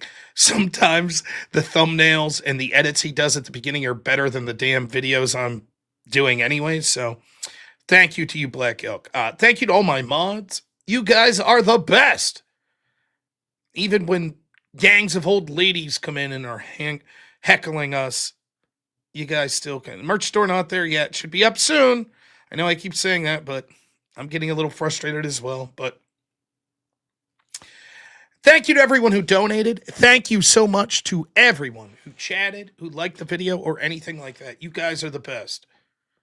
Anyone who wants to give donations during the closing outro of the show, much welcome to you as well.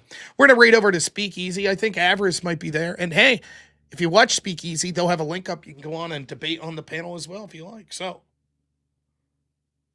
please stick around. Give Speakeasy a thumbs up. Give them a sub. It's all free. You guys are the best. One last thing. Check. Okay, we're good. All right. As we go through the outro here, it's not just cliche. Don't forget how the left celebrated the murder of Charlie Kirk and they faced basically no consequences. If nothing else here on this show, we like to take a couple minutes a day to honor the memory of Charlie Kirk, and I hope you'll join me with that. Every single time that I hit this outro, I watch the entire thing with my undivided attention. Charlie Kirk was a great man, a great father, and a great husband, and he's dearly missed. So please say a prayer for Charlie Kirk and his family. Thank you so much, everyone. We will talk to you all soon. I'll see you tomorrow around noon. As always, have a good one. Only in America is it possible to say, you know what, I don't like the way the country is going, and to do something about it. Take that risk. Take that leap of faith. Stay involved. Trust God and act obediently. Romans 12:2 verse. That God will use all things for good for those who love him. It's bigger than you. I want you to remember that. It is bigger than you. It's bigger than me. You are here to make somebody else's life better, the pursuit of liberty and freedom. You know what gives me strength? The hundreds of thousands of you that say, Charlie, keep going. 1 Corinthians 5 and 15. So that's all pretty amazing evidence, not just intra-biblical evidence, but extra-biblical evidence that Jesus Christ was a real person. He lived a perfect life. He was crucified, died, and rose on the third day, and he is Lord and God of all.